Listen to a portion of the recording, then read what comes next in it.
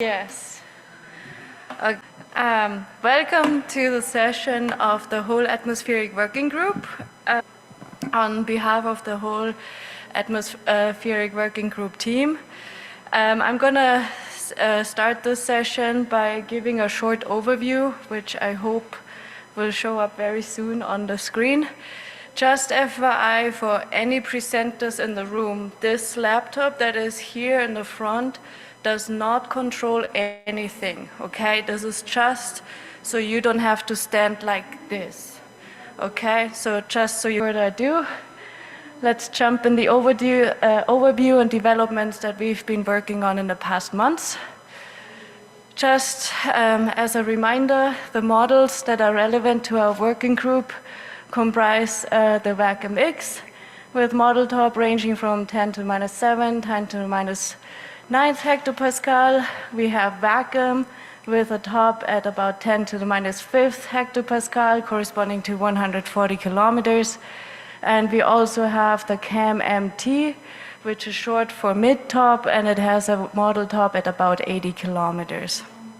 So our priorities for the development are still that we have a good QBO in both model resolutions at 1 and 2 degrees. We want to have a good seasonal cycle in wind and temperature in the stratosphere and mesosphere. So we also have realistic impacts on the chemistry. And we also want to have a good thermosphere extension of the SE dicore and the ionosphere thermosphere climatology. And I did it, I just clicked on the laptop. So what we are working on right now is no surprise, our classic. We are working on the QBO tuning. So it's starting to look reasonable. It's still not perfect. I will show you results on that in a few slides. We have done base runs which have shown that the stratosphere and the mesosphere, also the lower thermosphere dynamics and seasonal cycles are okay, like there is room for improvement, but also we have not found any major issues. We have updated the nitrogen chemistry in the lower thermosphere, which improved the thermosphere temperature and the neutral density in vacuum X. Also, we have updated the Shapiro filter in vacuum X for the SE dicore. Additionally, we are working on different gravity wave parameterizations. The one that is mentioned here is used for the tuning of the high-resolution vacuum X. And last but not least, also exciting, ADF is now supporting vacuum output, so we can have vacuum-focused results from the ADF. Some known issues and biases that we found in our base runs are that we are still too dry with a tropical stratospheric water vapor tape recorder, especially in the 2-degree runs. And also we are still working on the robust calculation of the TEM diagnostics. And so here are now a few results from the base runs. So on the top is the 2-degree run, on the bottom is the 1-degree run, and these are already results with the ADF package I want to mention. And you can see that the amplitude looks reasonable, but the QBO, if you look at the Hofmeller diagrams, you notice that the westerly phase is too strong and the easterly phase is not long enough. So this is something that we need to address, and we hope to address it with a new gravity wave parameterization. Then here, these runs now include the newly developed moving mountain parameterization, and as it did with CAM, it also had a really positive impact on the polar vortex in vacuum. On the left-hand side 2 degree, right-hand side 1 degree. The top panel shows vacuum, the middle panel era 5, and the bottom shows the differences.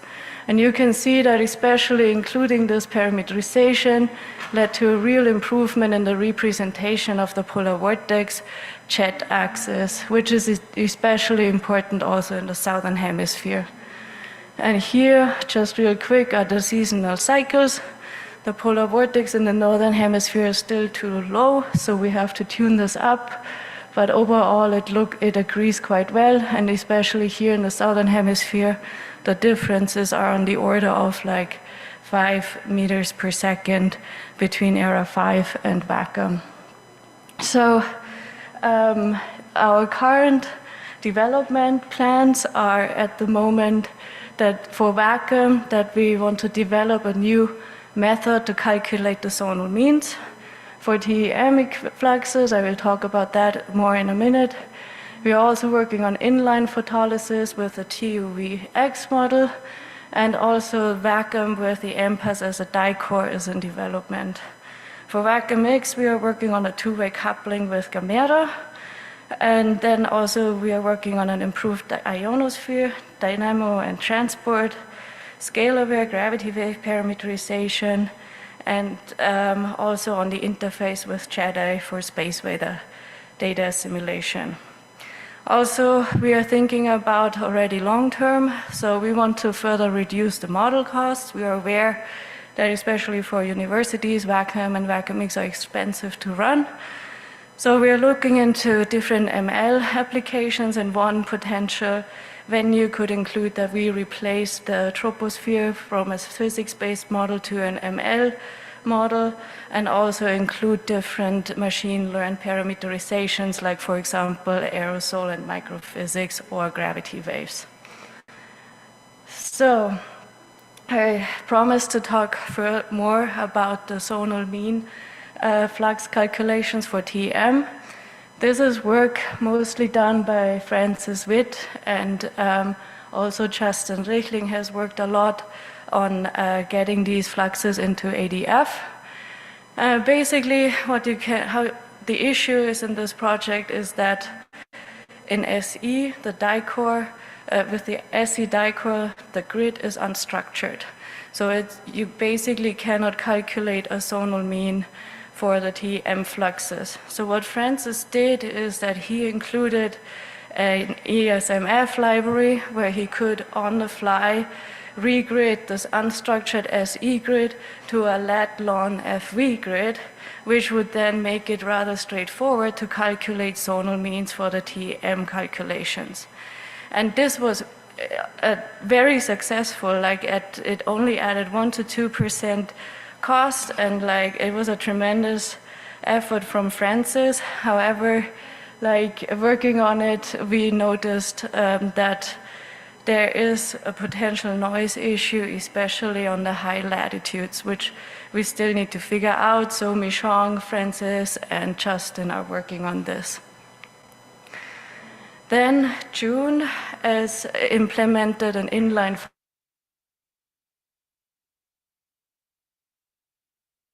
photolysis was based on a lookup table approach, and the issue with this approach is that the lookup table approach didn't include the real-time simulated aerosol or cloud content.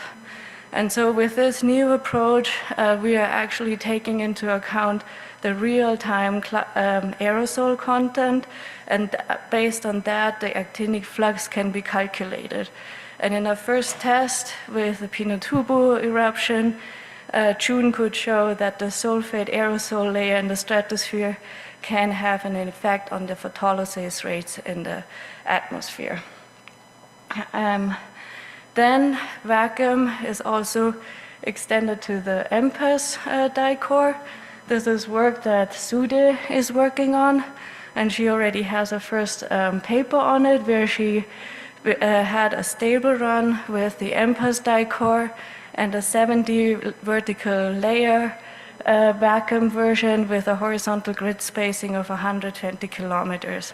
And this is published and in this paper here. And currently, she is working on extending this development to a full chemistry model with the new 135 vertical level grid. And also they are working on the constant pressure upper boundary development, and which requires more testing, and this is especially developed for the geospace applications. And additionally, they also are working on regional refinement down to 3 kilometers, which over CONUS, which is especially important for the CIMA S2S project. And then last but not least, very exciting work is that Vacuum X is now coupled with Gamera. The background for this is that the forcing from the magnetosphere in the high latitudes is one of the largest uncertainties for the upper atmosphere response to geomagnetic storms. And mostly empirical models fail to reliably capture this high latitude forcing. And so NASA, Center for Geospace Storms, and HAO have joined forces and have recently completed a two-way coupling between Vacuum X and Gamera, which is a first step to a whole geospace model. So in summary, we are working on evaluating the stratosphere, mesosphere, and lower thermosphere dynamics within the CESM3 context. We are also working on the inline photolysis. Vacuum will have in the future an MPUS dicore and is also heading towards a whole geospace model. The development tasks that we are facing are that we need to improve the TEM calculation. We also need to implement low-frequency tropical gravity wave parameterizations that might help with the biases in the QBO that I pointed out earlier. We also want to include another vertical grid that is based on CAM to synthesize more with CAM and also make the 2-degree model even cheaper to run. And we also need to, we are still working on the inline photolysis calculations. At the moment they include aerosols, but June is working on also including the cloud effect now. And of course, we are exploring ML options for tuning and replacing the troposphere. So thanks for your attention.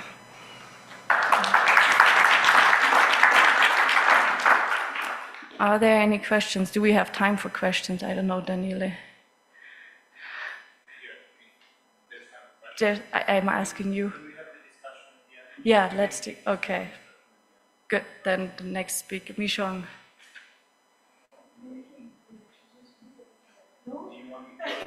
Okay.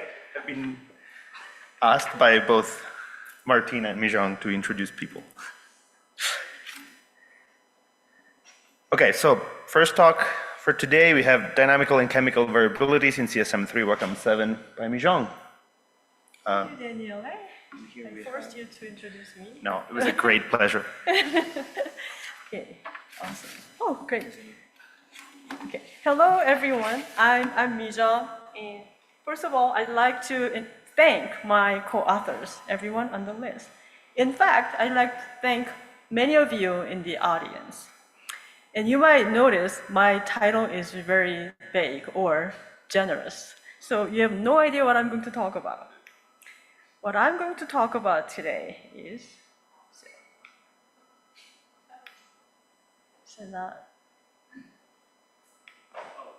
sorry. I was looking at my screen here, it's not moving. Sorry. Okay, so what I'm going to talk about today in this talk is I'm going to compare WACOM 7 with WACOM 6 and some of the measurement observations. So I'm going to talk about three things. Number one is stratospheric QBO. Number two is tropical water vapor tape recorder. And number three is southern hemispheric polar cap, temperature, and total column ozone. So QBO in WACOM 7, it was very different from the QBO we've known in the past. So we've looked at it, what is the reason for this different QBO in WACOM 7, and we fixed one thing. It turns out the effect of HB diffusion, which was included in the model, was making the QBO amplitude too weak. So we decided to remove the background and stable mixing. Then we were able to improve the QBO amplitude. So the figure you're looking at the bottom is, so x-axis is time, about 20 years, y-axis is pressure, zonal mean, zonal wind. This is what the QBO in WACOM 7 looked like based on one of the recent tags. So it's still not perfect. The amplitude is pretty good, but it's too fast. And so we have more work to do. So one thing I would mention here is that we are using 2-degree WACOM. The hope is to transfer our knowledge we learn from 2-degree simulation to 1 degree. But to be able to do that, you have to understand they might not be the same, because 1 degree, you can imagine they can resolve more waves than 2 degree. So this is one of the figure that I already have in the past.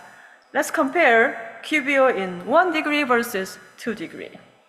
So these are the composite of, for example, westerly phase of about 20 years.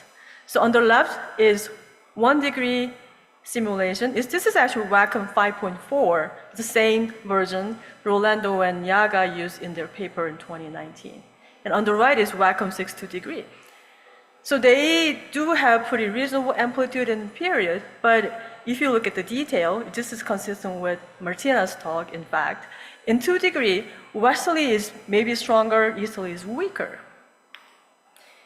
Why is that? We can look at then what's contributing to this different QBL. So we can look at 1 degree and 2 degree, and also we can separate the contribution from resolved wave, which is EP flux divergence, which you're looking at the top panel, and the bottom is gravity wave drag based on parameterized gravity wave. And overall, they look similar. This is a composite of downwelling westerly phase. So they do capture similar features. But if you focus on the figure on the right low bottom, the red is much larger than the left figure. What that means is larger contribution from parameterized gravity wave play a bigger role in 2 degree. So this one has some consequences. So 2 degree and 1 degree might react differently to the same parameterization. And if there's stronger convection, they might react differently. So I want you to remember this difference in 2 degree and 1 degree. Now let's look at water vapor tape recorder. So the figure you're looking at on the left, x-axis is time from 1984 through almost present day. Y-axis is pressure. So what you're looking at is water vapor mixing ratio based on satellite observations for this long period. And here, once again, I want you to remember 3 things. 3 is my favorite number. So number 1, as you can see, there is large year-to-year variability in water vapor tape recorder. They're not the same every year. And you can separate, there's wet phase, there's dry phase of tape recorder. So wet phase is influenced by something called Northern Hemisphere summer monsoons. As you can see from the figure on the right upper panel, this water vapor mixing ratio is enhanced over both monsoon area. And for dry phase, this is actually different from wet phase. Tropical cold point temperatures are important. So now let's look at Wacom 7 water vapor tape recorder. So you're looking at 2 figures. The bottom one is water vapor tape recorder from Wacom 7 2 degree simulation, and top one is actually from MLS. MLS is satellite measuring water vapor from 2004. So I just picked random 6 years. They're not the same year, but you get a sense of how they compare. So if you compare the bottom figure to top figure, the more greener at the bottom, which means is that the entire stratosphere is drier in Wacom 7, including both wet phase and dry phase. And if you look at the arrow that I pointed on the figure, it looks like wet phase in Wacom 7 does not propagate high enough. It stopped at lower altitude. That's interesting. So what I decided to, just for fun, I did two experiments. One is, I'm going to look at dry phase first. My question was, is Wacom 7 too cold? Because dry phase is controlled by cold temperature. So once again, I'm comparing temperature and water vapor from MLS at 100 hectopascal in the tropics. And bottom figure is the same format. I'm comparing water vapor from temperature from Wacom 7. I picked 100 and near 100 hectopascal from model. So I put circles on the left. So minimum temperature in MLS is around 190. Wacom 7 is 192. So my simple answer is that it's not that Wacom 7 temperature is too cold, controlling water vapor too low. And for fun, I added this Clausius-Clapeyron equation based on, okay, when you get this pressure, temperature, you have this amount of water vapor. So this number shows if temperature is higher, water vapor can be higher, but that's not the case. And now, let's look at wet phase. So if you remember, wet phase of tape recorder is controlled by or influenced by Northern Hemisphere summer monsoon. The monsoon season is from July to August. But this high water vapor coming in through the monsoon, it can go up through time. So let's look at the bottom panel. The bottom panel is, once again, is an observation. But this time it's called CESM ISS, different satellite. So on the left is September and November, January of just 1 year. As you can see here, the high water vapor coming in the Northern Hemisphere, it goes up altitude. You can track this high amount of water vapor going up with time. Now, the top panels are from Wacom 7 2-degree simulation. You can actually see high water vapor coming in the Northern Hemisphere, but they don't really last long. By January, it just disappeared. And we also did this simulation, just same configuration, Wacom 7 2-degree, and we changed topography to a little bit rougher topography. And I wanted to look at the water vapor, if it does have any impact, and it looked like, especially if you can look at the figure on the right bottom panel, so dry phases of water vapor tape recorder is drier. Oh, what happened? Okay, so that's one thing I've learned by comparing these two simulations. And now let's move on to southern hemisphere polar cap temperature, and I'm going to look at some ozone later. So top figure is 20-year climatology of southern polar cap temperature. Okay, I'm really confused. My screen keeps moving and not moving, sorry about that. And bottom figure is Wacom 7 run that I've been comparing. So if you look at the July temperature, the minimum temperature is pretty similar, about 190 K. But there are differences, especially temperature is maybe warmer high up and colder at the bottom. Let's look at the difference. So once again, top figure is Wacom 6. This is from a paper by Andrew et al., Gettleman et al. 2019. And bottom figure is Wacom 7, the difference between Wacom and Mera 2. So in Wacom 7, we did have this warm anomaly or bias in winter going into spring. This is related to delayed breakdown of polar vortex. In Wacom 7, as you can see, this warm bias is more significant. And I don't know. But this, I don't know why, we have to work on it. But the consequences or what's related to this temperature bias in the model can be total ozone, column ozone. Because when the temperature gets low, it's a threshold of 78 degrees Celsius, which is 190 K, and more active heterogeneous chemistry can destroy ozone. So you can relate, if it's too cold, we have too little ozone. So this figure is from, there are multiple lines here, so June created this figure. So black dots, look at the black dots. These are based on observations. And blue dashed line is what we used to have in Wacom 6 SD. It was a little bit higher than observations. And if you look at the green line, this is Wacom 7 2-degree. We have a little bit even higher ozone. This is related to maybe warmer temperature. And now, the red solid line is 1 degree simulation. Ozone is much lower. You can relate this, maybe temperature is too cold. Is that true? So we can look at the temperature.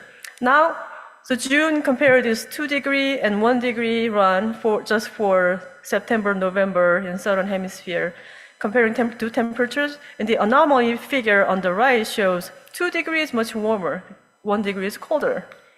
And if you look at ozone, you can see this colder temperature transfer into too low ozone. So that's it. And my summary is, if Wacom 6 did something well, we want to get there. And if Wacom 6 did not do something well, we want to fix it. That's our goal. Thank you for attention.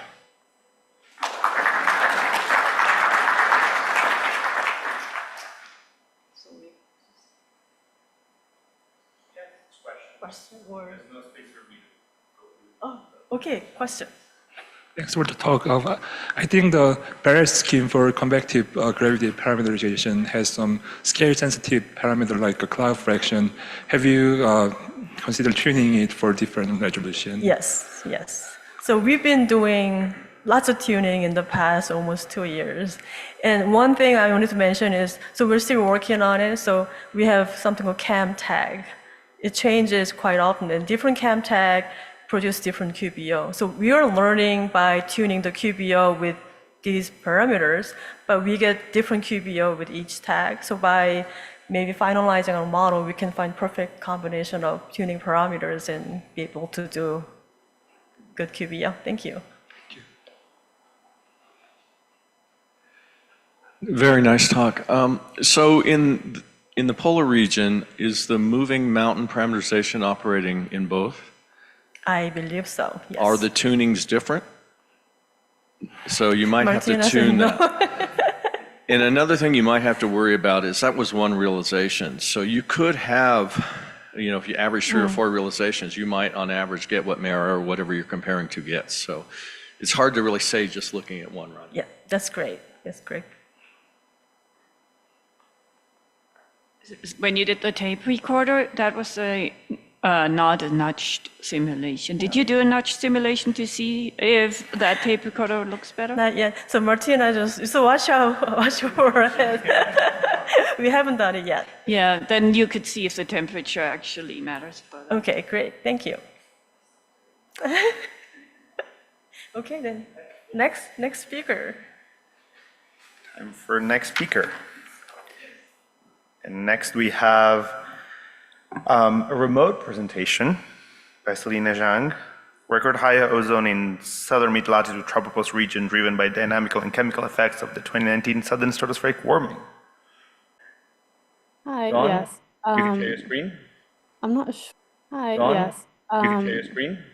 I'm not sure if I Or can is the, share my screen. maybe they will.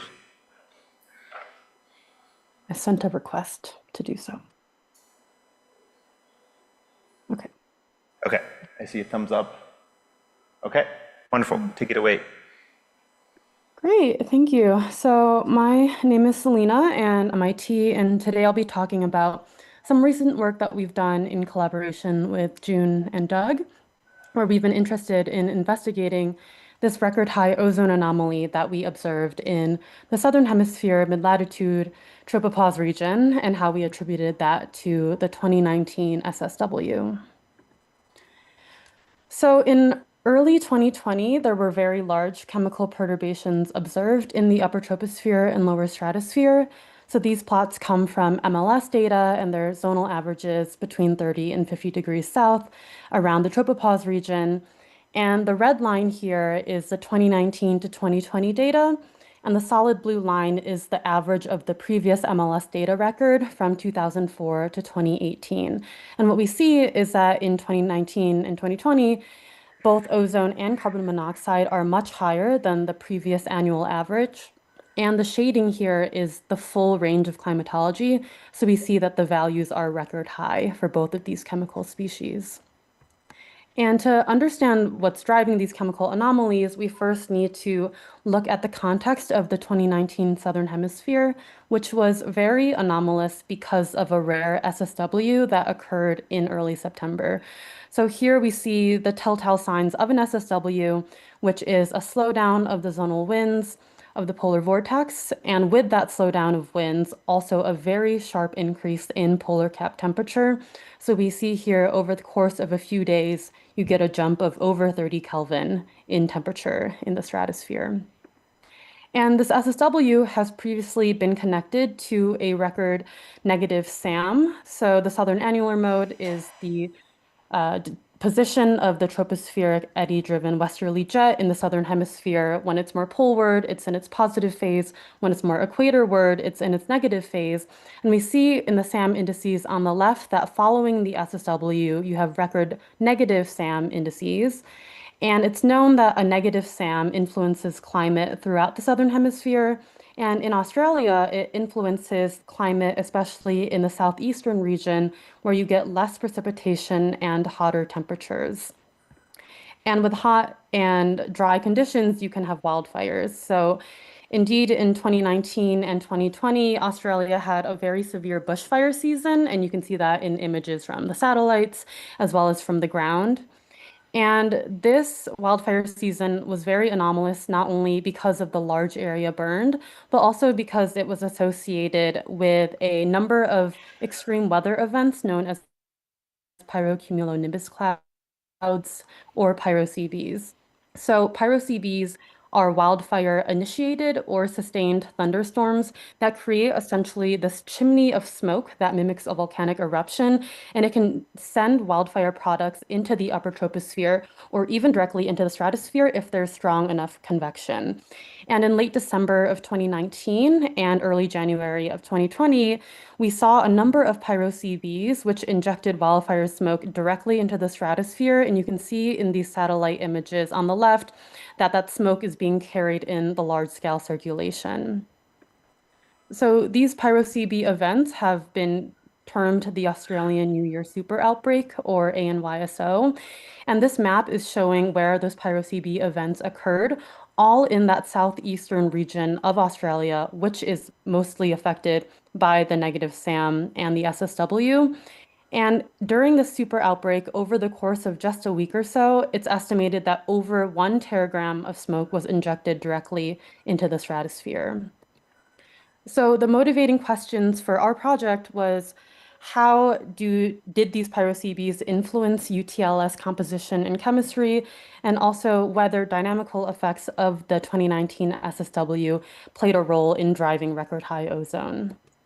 So to answer these questions, we use 2 main classes of tools. We have satellite data from MLS and ACE, and then I am running model simulations using SD-WACM, Nudge to Mirror 2, in the 70 level version of the model.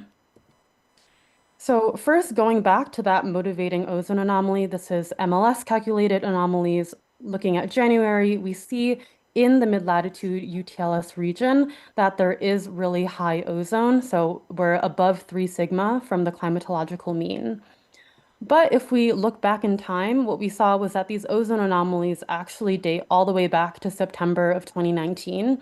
And that in September, the high ozone is actually constrained to the polar region, and the anomaly is higher up in the stratosphere, in the mid to upper stratosphere, around 30 hectopascals.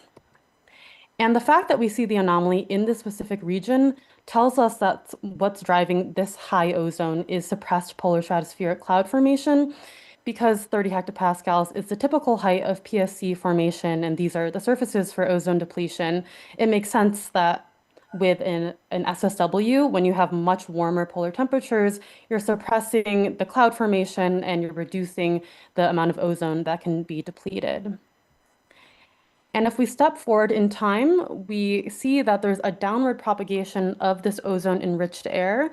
And this makes sense because SSWs are associated with polar downward transport. And we can see that this ozone-enriched air is moving from the mid to upper stratosphere down towards the tropopause over the course of a couple of months. And once you get that ozone-enriched air near the tropopause, we see that there is more efficient meridional mixing, so that high ozone air can then influence the mid-latitudes in December and January. And this makes sense because we know that mixing barriers are stronger higher up in the stratosphere compared to in the UTLS. So we have this sort of dynamical mechanism for mid-latitude high ozone. And now I've added in plots of WACM calculated anomalies on the bottom row compared to our MLS anomalies on top. And what we see is nudging WACM to Mirror 2 reanalysis data allows us to capture these ozone anomalies very well, both their spatial and temporal pattern. And here, this Wacom anomaly does not have any added wildfire chemistry, so it's just nudging to the winds and the temperature, and we're able to capture basically this entire pattern. So this suggests that the dynamical effects of the SSW can explain a lot of this high ozone anomaly. But if we zoom back into that region of interest, which was January in the mid-latitude UTLS, what we saw was that the model might be missing some high ozone. We see that the anomaly is much lower in the model than what's calculated in MLS. So to understand why that might be, I'll first explain the model runs a bit further. So we have three classes of runs. First, there's the climatology. These runs were done by Doug, and I'm using monthly output between 2004 and 2018 to match the MLS data record. And then we have a control run, which is the 6 months covering the Australian bushfire season. And there's no added wildfire emissions, so it's just nudged to the observed 2019 and 2020 dynamics. And if we take the difference between control and climatology, what we get are the dynamical effects, or in other words, how anomalous the dynamics were in 2019 and 2020. So we can look at some zonal averages of this dynamical effect. So here in the dash blue are the MLS calculated anomalies for CO and ozone. Again, average between 30 and 50 degrees south near the tropopause. And then the solid black line is our Wacom calculated anomaly, again, with no added chemistry. So what we see is that the model in its base state is missing some chemistry in January of 2020. So we see that it doesn't capture any of the carbon monoxide anomaly, which is likely from the wildfires. And if we look at ozone on the right, we see that the model actually does a pretty good job in December of 2019. But once we get into January, we see that there's up to 10 ppb of ozone missing in the model. So then we introduce a wildfire run, which is run for the same 6-month period, but now we're adding in wildfire emissions at altitude to simulate these pyro-CBs that occurred in late December and early January. And because both the control and the wildfire runs are nudged to the same dynamics, taking the difference between them leaves us with the chemical effects of the wildfires. So I won't go into much detail about how I added these emissions, but essentially what I did was I injected carbon monoxide first into the model until I could recreate the MLS anomaly at different levels. And then I scaled emissions of other species to this CO emission based on literature-based emissions ratios. So this table here is just summarizing all the wildfire products that I ended up emitting in the model and what ratios I used to CO. And what we saw was that when we inject all of these reactive species at altitude, we're able to recreate the ozone anomaly much better. So this is the carbon monoxide, and we can see that that matches better with MLS. And for ozone, we see that we're getting that missing 5 to 10 ppb in January that dynamics alone couldn't explain. So that was a promising result. And we can also try to quantify how much of this high ozone comes from dynamics versus chemistry. And we see that dynamics plays a dominant role, around 80% of this total high ozone in January of 2020.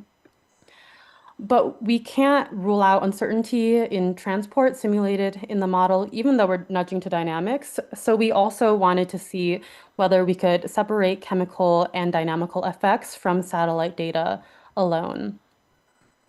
So to do this, I use tracer-tracer correlation analysis, and I'm using data from ACE here, which is really great because it measures both inert and chemically active species in the same solar occultation. So here I'm using HF as our inert stratospheric tracer, and the theory behind this is that dynamics should influence both ozone and HF in a similar manner. So you should see a correlation between them that's dynamically driven. So here I'm showing the correlation between ozone on the y-axis and HF on the x-axis.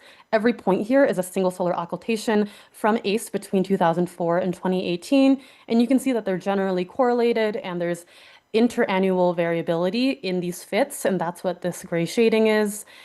And if we add in data from 2019 and 2020, we can see whether these anomalies are more dynamically or chemically driven. So we see that in October through December of 2019, that the data points are within that range of climatological variability and also are centered around the baseline fit. But if we look at January, we see that the ozone levels are elevated relative to the amount of HF and that they sit outside of that range of interannual variability. So this indicates that we do have some ozone production in January, which is consistent with our model results, where we needed to inject some wildfire emissions to explain that total ozone anomaly. So to conclude, we observed record high ozone in the southern mid-latitude UTLS and attributed that to both dynamical and chemical effects of the 2019 SSW. And we found that this dynamical effect of downward and equatorward propagation of ozone-enriched air is the dominant contributor to high mid-latitude ozone. But that being said, chemical production of ozone from pyro-CBs is still important in January of 2020. And that is everything that I have. And if there's time for questions, I'd be happy to take them. Thank you.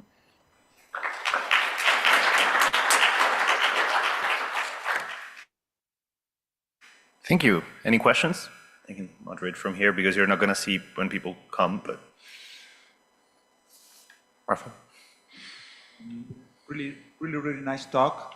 I have a question on the anomaly when you include the fires and you make the difference with the climatology.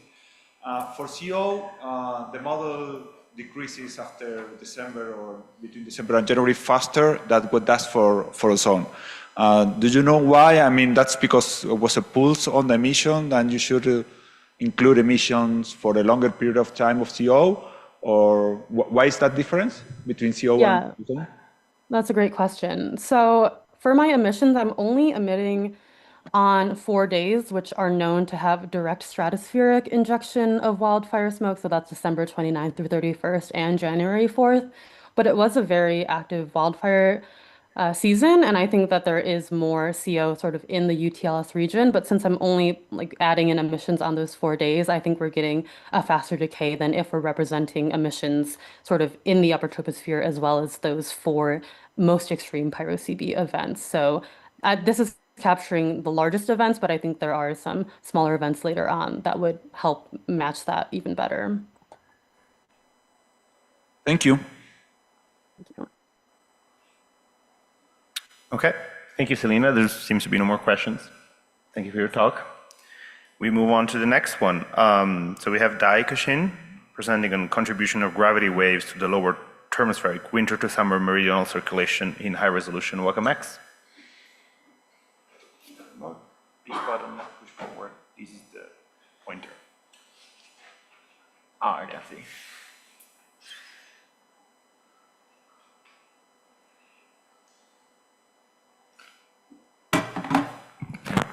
Hi.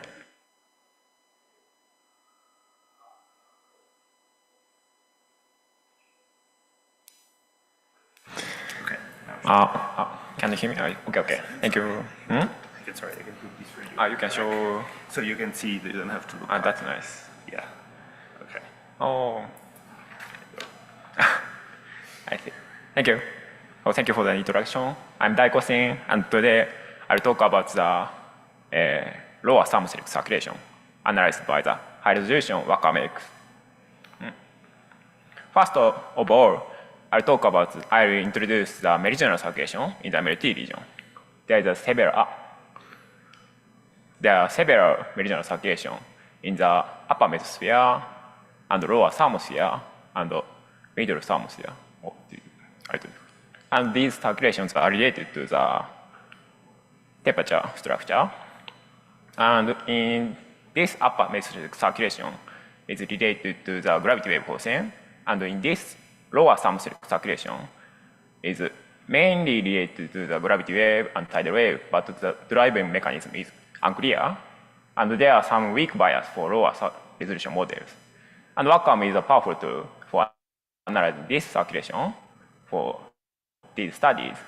In addition, there are several tracer distribution analyses because there are some gradient of tracer species, like this is an example. So this is CO2 distribution, and there is a large vertical gradient of CO2 distribution around here, and there is a weak distribution, a weak gradient around this region.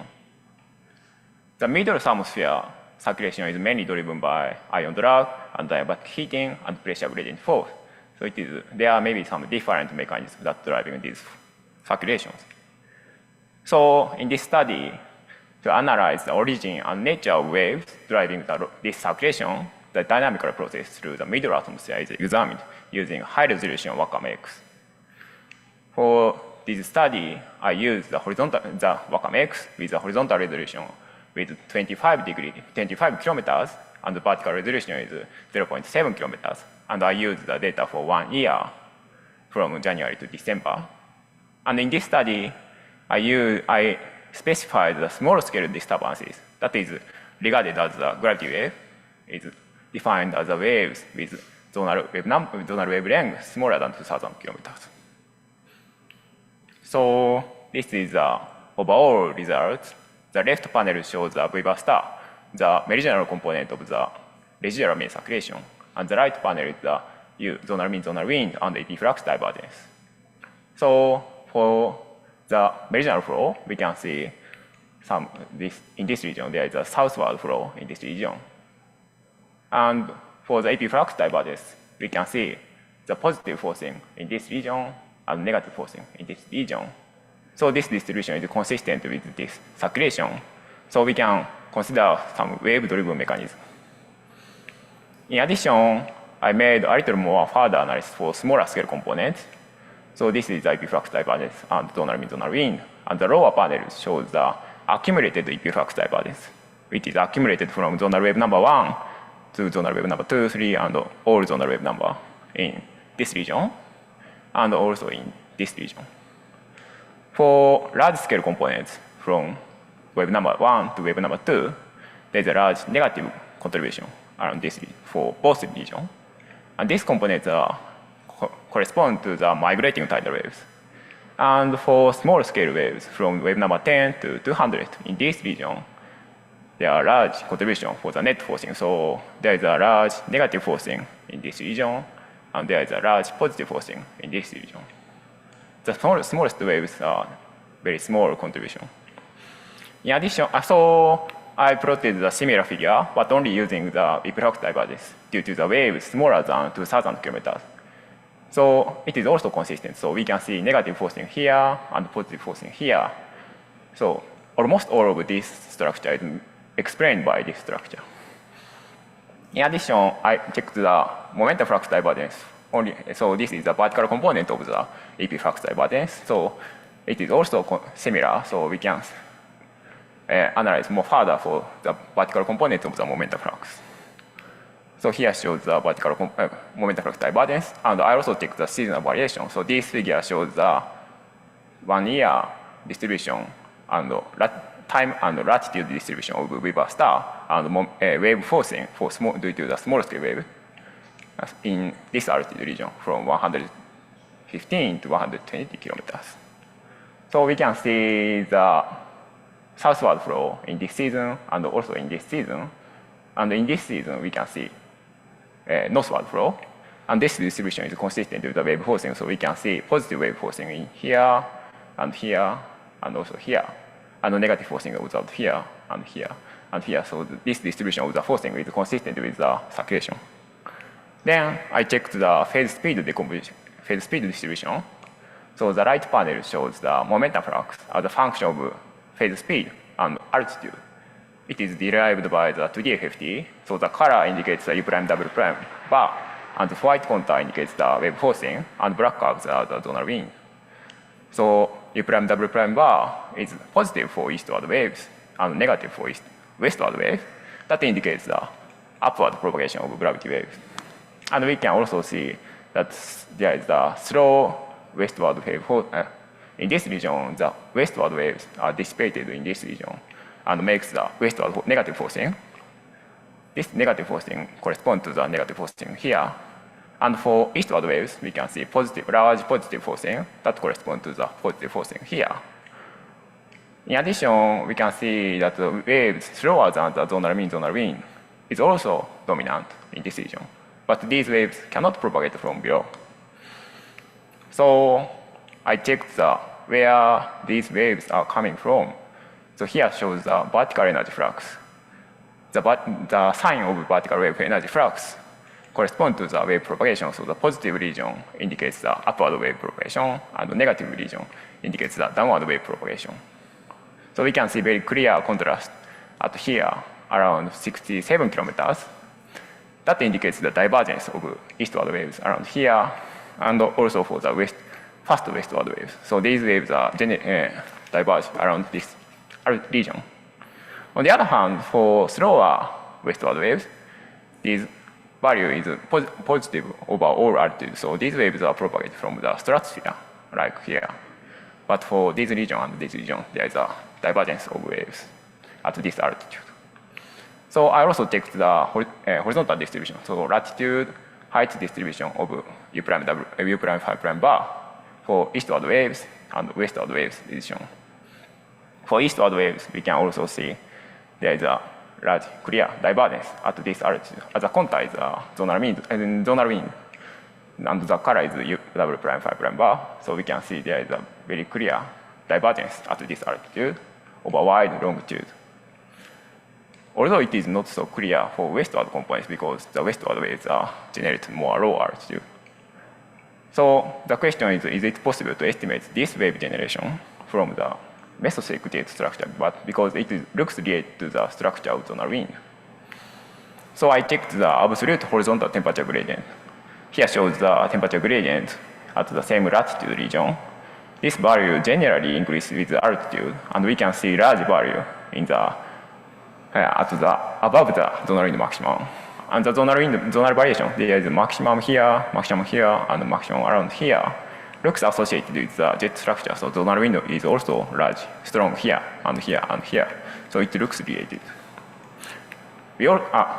These results indicate the wave generation can be estimated from the structure. So I also checked the seasonal variation. So here shows the U prime W prime bar in the lower thermosphere for January, November, June, July, and the lower panel shows the temperature gradient in the mesosphere in the same season. So these comparison is a monthly variation, and these are the comparison for seasonal variation.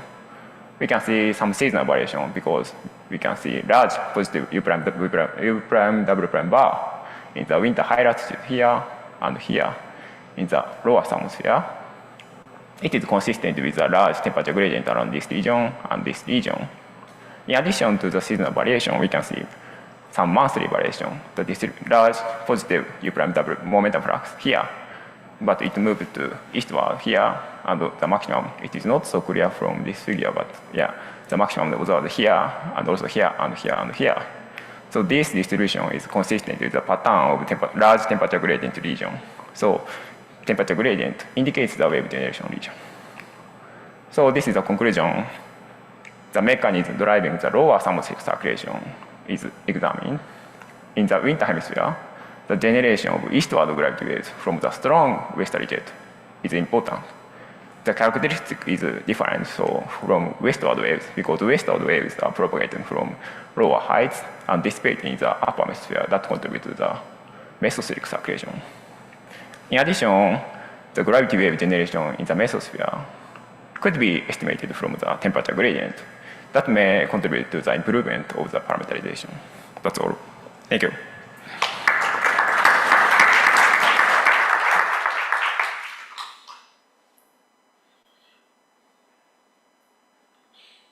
Any question?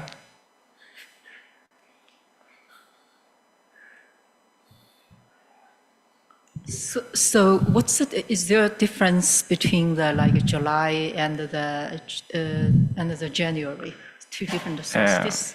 Yeah, I also checked the result for January. I compared the result for January and July, and the difference is not so large. Yeah, although the north and south side is opposite, but they are similar mechanisms. Okay, this circulation is a meridional circulation in the lower hemisphere. Which season is stronger? Sorry. Go ahead. Yes, this circulation, which July is stronger or January is stronger?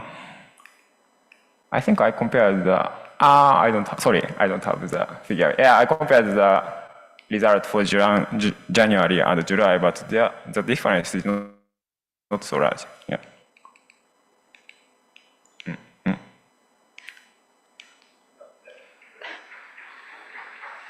I will show the figure after that. Okay, it's okay. All right, okay, is this one? No. Yeah, I don't have the figure now, but I will show the figure Okay. later. Okay, and then let's see. So basically, your diagnosis reveal that it's mostly from the gravity wave, not the tides. In this region, in winter lower atmosphere, the driving mechanism is mainly explained by the gravity waves. In the summer hemisphere, there are some contribution from tidal wave. So the winter hemisphere is mostly from gravity wave, but the summer hemisphere from tides as well. That's Tides right. I think so. Okay, all right. Is this paper? Have a paper published, like a citation? It will be submitted soon. Okay, all right. Okay, thanks. Thank you.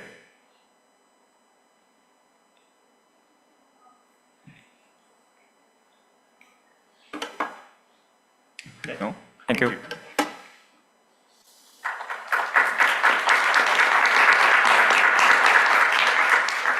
Okay, thank you for everybody for being perfectly on time. Next, we have Susan Nussel about WACAMX studies of the thermospheric hydrogen response to solar activity and to impacts on greenhouse gases across atmospheric regions. Okay, online and can share. One moment, please.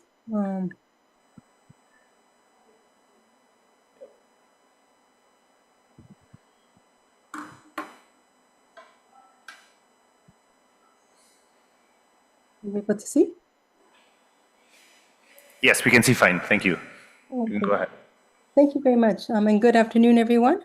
Today we'll be discussing the whole atmosphere studies with WACAMX to investigate the response of thermospheric hydrogen to solar activity, which is a major source of natural variability in the upper atmosphere, as well as the impacts of greenhouse gases across atmospheric regions. And I'll be discussing the WACAMX simulations and their comparisons to observations from the Wisconsin Mid-Latitude Northern Hemisphere Multi-Decadal Hydrogen Air Glow emission data set. Many people have contributed to this work, and thank them for their contributions to both the observational and modeling aspects of the work. Okay, so atomic hydrogen forms the upper boundary for atmospheric processes involving hydrogen-containing constituents at lower altitudes, and these include methane, which is one of the most important greenhouse gases increasing due to human activities. Hence, hydrogen can potentially serve as a fingerprint of climate change processes. Additionally, atomic hydrogen is important to the understanding of space weather processes, neutral atmosphere plasmasphere coupling processes, and non-Maxwellian physics present in the exosphere. And methane reduction is really a major source of focus now in the global community for climate mitigation due to the fact that methane has a larger radiative effect per molecule and a shorter lifetime in the atmosphere of about a decade, and also an acceleration in growth rate compared to carbon dioxide. And there have been a number of talks throughout the meeting about methane. So methane is a major source of hydrogen-containing species in the middle and upper atmosphere. And one of the primary reasons for this is that at the top of the cold troposphere, much of the water vapor from the lower atmosphere is frozen out at this boundary. However, methane can transit into the stratosphere in the middle atmosphere. Chemical and photolysis reactions in the middle and upper atmosphere eventually break down methane into other hydrogen-containing species, which eventually becomes exospheric atomic hydrogen. So simulation results also indicate that carbon dioxide cooling in the upper atmosphere leads to increases in methane in the, in atomic hydrogen in the upper thermosphere. This differs from the total, the decrease in the total neutral density that is associated with atmospheric contraction and increases in carbon dioxide cooling. Additionally, in order to understand impacts of greenhouse gases, it's important also to understand and include the understanding of natural variability, such as the 11-year solar cycle, which is a major source of natural variation in the upper atmosphere and also impacts the hydrogen density. So the work that I'm presenting today involves analysis of WACAMX simulations run for the seminal studies by Solomon et al., in which the seminal studies by Solomon et al. That were used to produce the first whole atmosphere simulations with a single atmospheric model of the warming in the lower atmosphere and the larger magnitude cooling in the upper atmosphere. So these simulations were run for perpetual solar conditions in order to separate, and over a 30-year period of time. And the perpetual solar conditions were run in order to separate out effects from greenhouse gases from changes in solar activity. So we analyzed these simulation results for hydrogen, and we're presenting here global averaged results for solar maximum and solar minimum in the upper thermosphere. This simulation was run with 5 years from the 1970s, which are in the blue-green colors, and 5 years from the 2000s, which are in the red-orange colors. What we see here is that a couple of things. One is that the densities, in terms of the solar cycle effects, the densities are higher at solar minimum compared with solar maximum. And over this 30-year period of time, this effect is greater than due to greenhouse gases. But also for both solar maximum and solar minimum, the densities are higher with the later years that correspond to increases in greenhouse gases. And this is due to increases in source species for hydrogen from methane and due to carbon dioxide cooling. The hydrogen response to greenhouse gases is greater during solar minimum, which is consistent with greater carbon dioxide cooling during minimum times as well.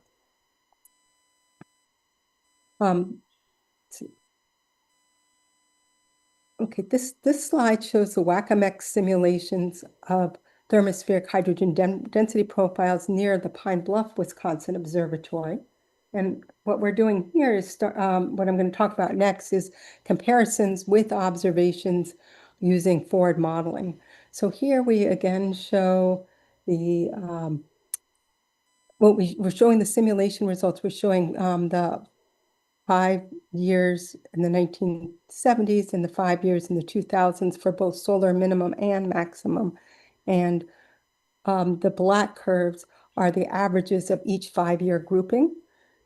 What we see here is that in the upper thermosphere, at this location in the model, there are higher densities during solar min than max, and also that the hydrogen response, the top right-hand panel, the hydrogen response to greenhouse gases in terms of absolute magnitude is larger at solar minimum than at solar maximum. And note that the scales are different from the solar min and solar max zoomed in figures. Furthermore, there is a crossover point in the lower thermosphere around 155 kilometers, or lower, I should say, in the thermosphere. And this crossover point below this, the densities are actually higher during solar max than min in terms of the simulations. So this figure, the figure on the right shows the zoomed in view of that crossover point. And then the figure to the left shows the hydrogen density profile extended to exospheric altitudes using the Bishop analytic model, analytic exosphere model. In the figure to the left, what we see is the darker lines thicker lines correspond to the Wacom X thermosphere conditions that are inputted, thermospheric hydrogen conditions, and then the thinner lines are the extensions. What we see here are that there are two crossover points at above about 10,000 kilometers. Hydrogen densities are higher at solar maximum, and below about 155 kilometers, hydrogen densities are also lower at about solar maximum. However, in between, the hydrogen density is higher at solar min than at solar max. So what we're doing next is to input these, these profiles are used in order to input it into a radiative transfer code that calculates intensities that one might expect to observe from the ground. And with a Fabry-Pro spectrometer. And this instrument, the figure on the left is a figure of observations that of hydrogen Balmer alpha airglow column emission observations observed by the Wisconsin H alpha mapper Fabry-Perot when it was located at the Kitt Peak Observatory in Tucson, Arizona. And what we see here is that this is a subset of observations, and I should say here that they're plotted versus shadow height because the emission is excited by excited by solar radiation. So above the shadow, the hydrogen atoms are excited directly to higher energy states, but and below the shadow, can be excited by multiple scattering. And what we see here, the red curve is intensities during solar maximum. So we see higher intensities during solar maximum than during solar minimum. This is also the case in the calculated intensities, in which we see higher intensities during solar maximum than in solar minimum. And this is a form of, this is a qualitative comparison that adds to model validation. Okay. This next plot shows solar max and min, but for the lower calculated intensities, but for the lower shadow altitude range. And what we see here is that actually, in addition to what we saw in the last figure, but what we see here is that the higher calculated intensities for the later years, the 2000s, when the greenhouse gas concentrations were higher, are higher at solar. The difference between the 2000s and the 1970s is larger during solar maximum than at solar minimum. This is due to and also that the intensities again are higher at solar max and min. This is likely due to contributing factors being that the emissions depend on the column of hydrogen densities, and also that there's a changing solar Lyman beta excitation flux over the course of the solar cycle. The figure to the right shows the same calculated intensities, but for a unit solar flux, so that we can separate out the effect from the column density, integrated column density from that due to the solar excitation flux. So this is a figure of showing a merged northern hemisphere data set of column emission intensities and at mid-range shadow altitudes, and these data have been binned, and therefore December time scales And also, one more thing is that all the observations are calibrated with astronomical nebular sources, helping to reduce uncertainties in merging of observations. And they suggest an increase between the 1990 solar maximum period and the 2000 solar maximum period that's not been accounted for by uncertainties due to experimental factors. And so what this increase is actually larger than would be expected from the WACOM-X simulations, and certainly more data would be needed for any attribution. We are looking forward to more data to add to this data set because one of the instruments is moving back to Wisconsin, or is moved in Wisconsin, but we'll be taking data from Wisconsin. So a couple of conclusions are that the thermospheric density rises with increases in greenhouse gases. The thermospheric hydrogen density rises with increases in greenhouse gases, unlike the total neutral density, which decreases with carbon dioxide cooling. The mechanisms are that methane increases as source species for hydrogen, and carbon dioxide cooling also contributed to the increase in hydrogen, as evidenced by the differences in response at solar min and max to greenhouse gases. There's a large solar cycle variation with the density being higher at solar minimum. I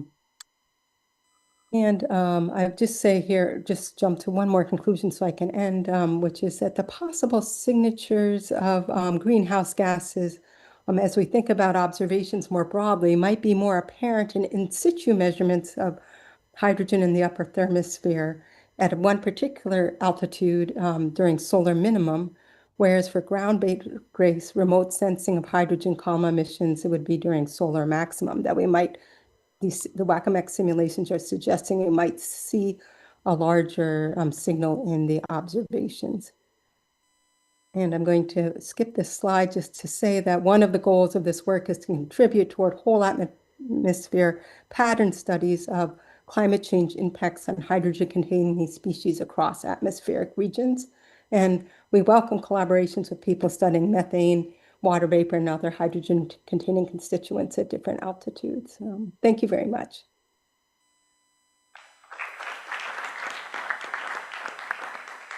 Thank you, Susan. Okay, we have time for a very brief question, if there's any. But there don't seem to be, so thank you again, Susan.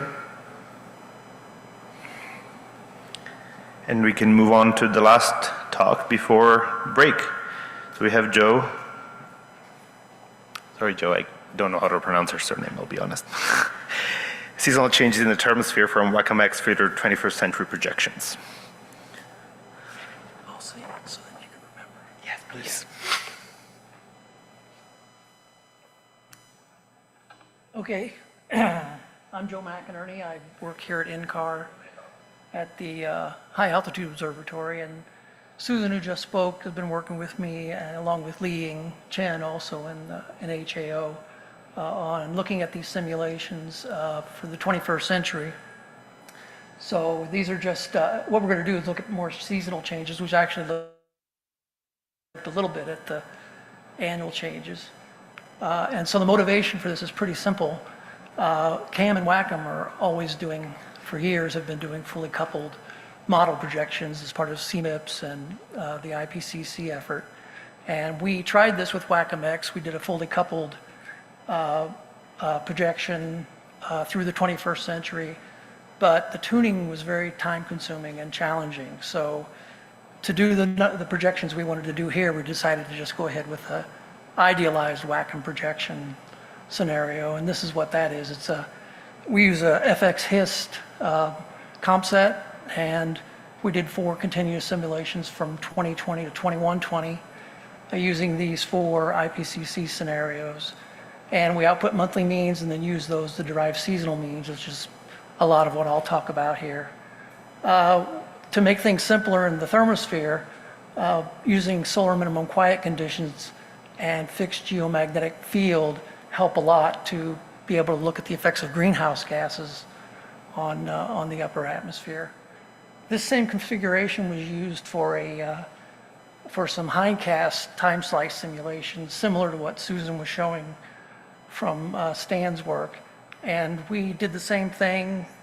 We did it from the 1920s to the 2010s, and we published these results last year.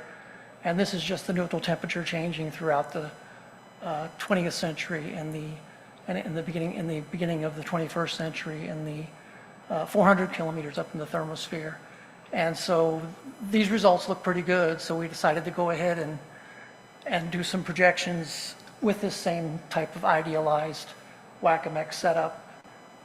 There were some projections done before with WACOMX by a group in the UK. Matthew Brown did some simulations and published in 2021, but he did decadal, kind of similar to what we did for the 20th century. He did it for 4 different IPCC scenarios. And then Ingrid did a projection for the SSP 245 scenario, but she only went to 2070. So we decided to build on that. And we did yearly output and actually monthly output for these 4 IPCC scenarios. And these are the forcings. This is the carbon dioxide on the left and the methane on the right. And you can see what you'd expect, that the CO2 increases more with the higher emission scenarios, the 585 being the highest. But methane actually has a different character to it. It actually turns around and actually decreases in all 4 scenarios sometime in the 21st century. So here's some results. This is neutral temperature. This is the time series from 2020 to 2120 for 4 seasons, equinox and solstice. And so what you see here is season doesn't make much of a difference from one scenario to the next. They look pretty similar and kind of remind you of like the reverse of the carbon dioxide. Here's the same thing, and this is for the ratio of atomic oxygen to molecular nitrogen. And this is something that's is useful in the thermosphere, ionosphere, and kind of resembles neutral density with the way it changes. Here you can see all 4 seasons are somewhat similar. The higher emission scenarios are actually closer together than they were for the temperature, with the lower emission scenarios kind of spread out more. And you see a little more variability as you go through toward the end of the simulation and the solstice simulations. This is for atomic hydrogen. This is kind of overlapping with what Susan was talking about. And these are also time series. And as she mentioned, the atomic hydrogen increases as a response to greenhouse gas emission increases. And you can see here, similar to the O to N2, the higher emission scenarios are closer together and the lower emission scenarios are more spread out. Here, the 585 scenario is increasing more until you get to the latter part of the 21st century, and then it kind of flattens out, and the 370 becomes the larger increasing scenario. And this is kind of goes back to what I said about methane. That methane kind of turns around, and you can see that especially in the 585, where it starts to turn around and flatten out toward the end of the simulation. So this is another representation of that O to N2 ratio. And one of the things that's interesting to look at is the seasonal change, the seasonal variation of O to N2. The left is the first 5 years of this simulation for each scenario, and they all pretty much are very similar at the beginning. And then if you go to the end, the last 5 years of each simulation, you can see it looks kind of like the time series, where you get the higher emission scenarios kind of grouped together and then more spread out for the lower emissions. And if you look closely, you can kind of see, oops, sorry, go back. If you look closely, you can see kind of a progression of this peak and this peak becoming lower. So, and then over here you can see the same thing. This peak here increases as you go. So as you go to higher scenarios, you can see the seasonality kind of go earlier into the year. This is a different representation. This is vertical differences, vertical profile differences. This is pressure over here, and this is temperature differences in Kelvin here on the x-axis for the 4 seasons.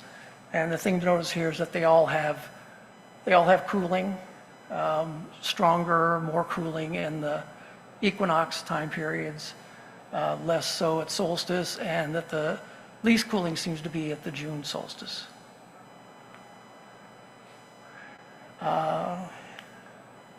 Here's the same thing for atomic hydrogen. Atomic hydrogen has a characteristic where it actually, the increasing greenhouse gas emissions actually cause a decrease in atomic hydrogen at these lower levels in the thermosphere. This is starting at 100 kilometers. And so you can see in all 4 cases, you get this increase up in the thermosphere, and you get this decrease down in the lower thermosphere. The interesting thing here is, again, the June solstice appears to be a little bit less of an increase than the other seasons. Here's lat-long differences. These are differences, take differences between 2120 and subtract off 2020. This is an annual for the whole year. Oops.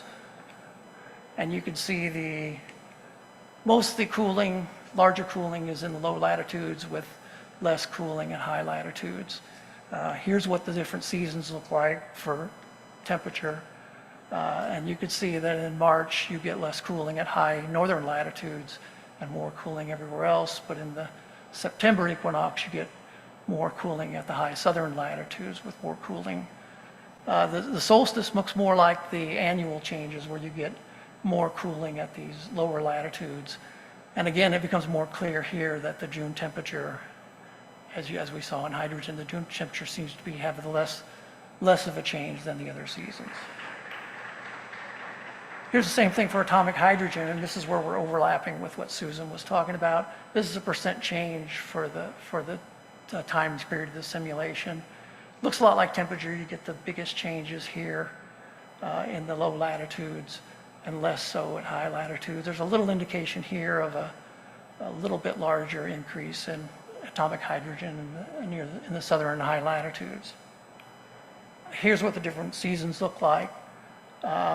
Again, like temperature, you get less of an increase at high northern latitudes than you do get for the rest of the latitudes in March equinox. At September equinox, it kind of flips around and less of an increase at the high southern latitudes. And again, the largest change here largest increases here is at low latitudes. And again, the June solstice has the smallest % increase during the simulation. You see a little bit of a indication here that you don't really see as much on the annual plot, that you actually have more cooling at low latitudes here during solstice, a little bit here, and the increase in hydrogen higher at low latitudes, southern latitudes here, high southern latitudes here, and a little bit of an indication of that higher increase in the June solstice. So that's it. That's the changes that we saw for seasonal. For temperature, we see that the time series are very similar for all the seasons. We get relatively more global cooling at equinox than we do at solstice, and with the June solstice having the least amount of cooling of the 4 seasons. There's a clear geographic dependency of cooling when you look at the latitude, longitude plots, and each season is different. For the OLN2, the variability increases for solstices as you go through the simulation. And you don't see this in the equinox, but you see it in the solstice. The seasonality is shifting earlier in the year when you go to higher emission scenarios.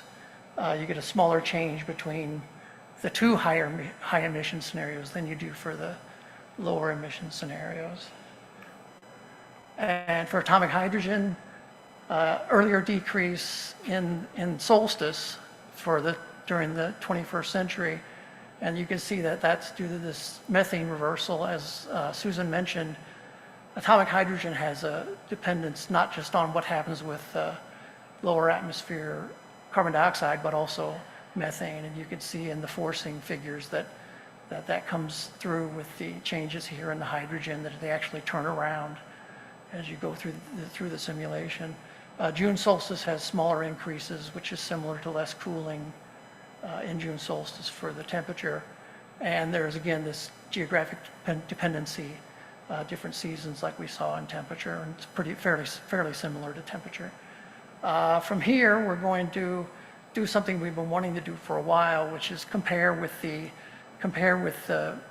UK simulations that they've done. We should get something pretty close. It's a good sanity check, because they used a pretty similar version of WACM-X.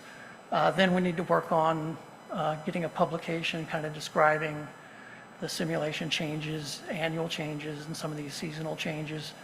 And then hopefully, when we get CESM3 with WACM-X7, we can attempt a fully coupled projection and maybe have better luck doing the tuning, maybe with less effort, or maybe with a little help from some of the lower atmosphere people. That's it.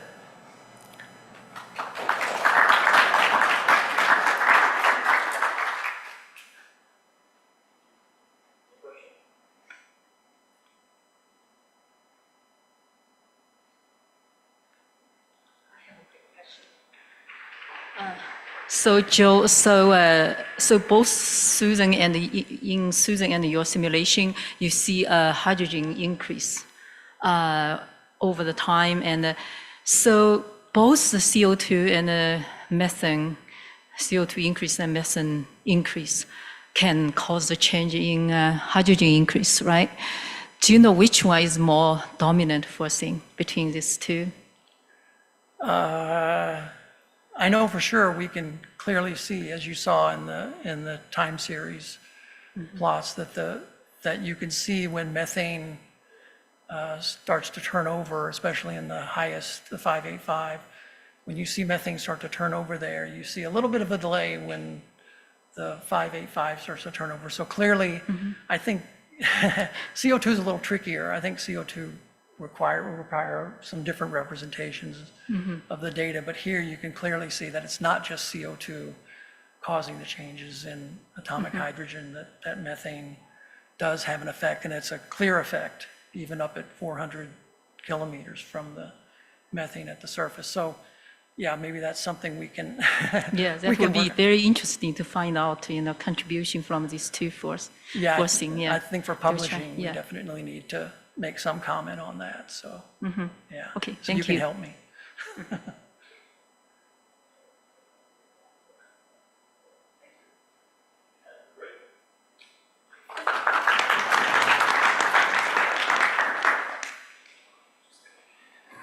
So we'll reconvene at 3 p.m. for the last part. Yes.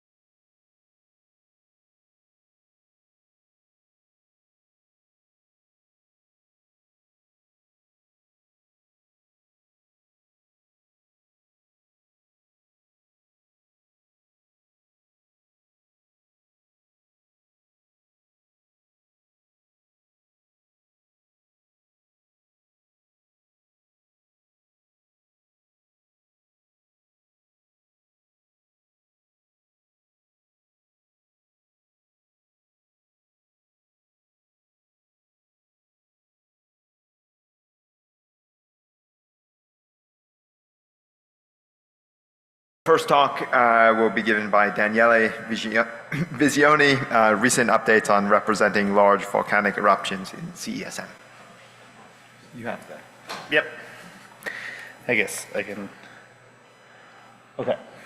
Whoop. Okay. Hi everyone. Volcanic eruptions in general, not just large. Mainly volcanic eruptions in general, not just large. Mainly this is work that Ilaria and Simone have been doing. Ilaria mainly, all of the analyses are hers, most of them. But she's at the Hunga Tonga meeting up at the Mesa Lab, so I've been presenting. Well, why study large volcanic eruptions? Well, I always like to go with this quote by G. Manson in 1992 that they are the best, one of the best acid tests for climate models. This was after Pinatubo. We know that they cool the planet after they happen. They help us understand how models perform. They're a great experiment. And I think that they represent one of the best and coolest cases of stratospheric surface coupling because they include dynamics of the stratosphere, chemistry, microphysics, climate sensitivity. And then lastly, of course, because studying them can also provide insight about the impacts of things like stratospheric aerosol intervention and climate intervention strategies. So studying them can be a good test bed to understand the uncertainties that are related to some of those proposals.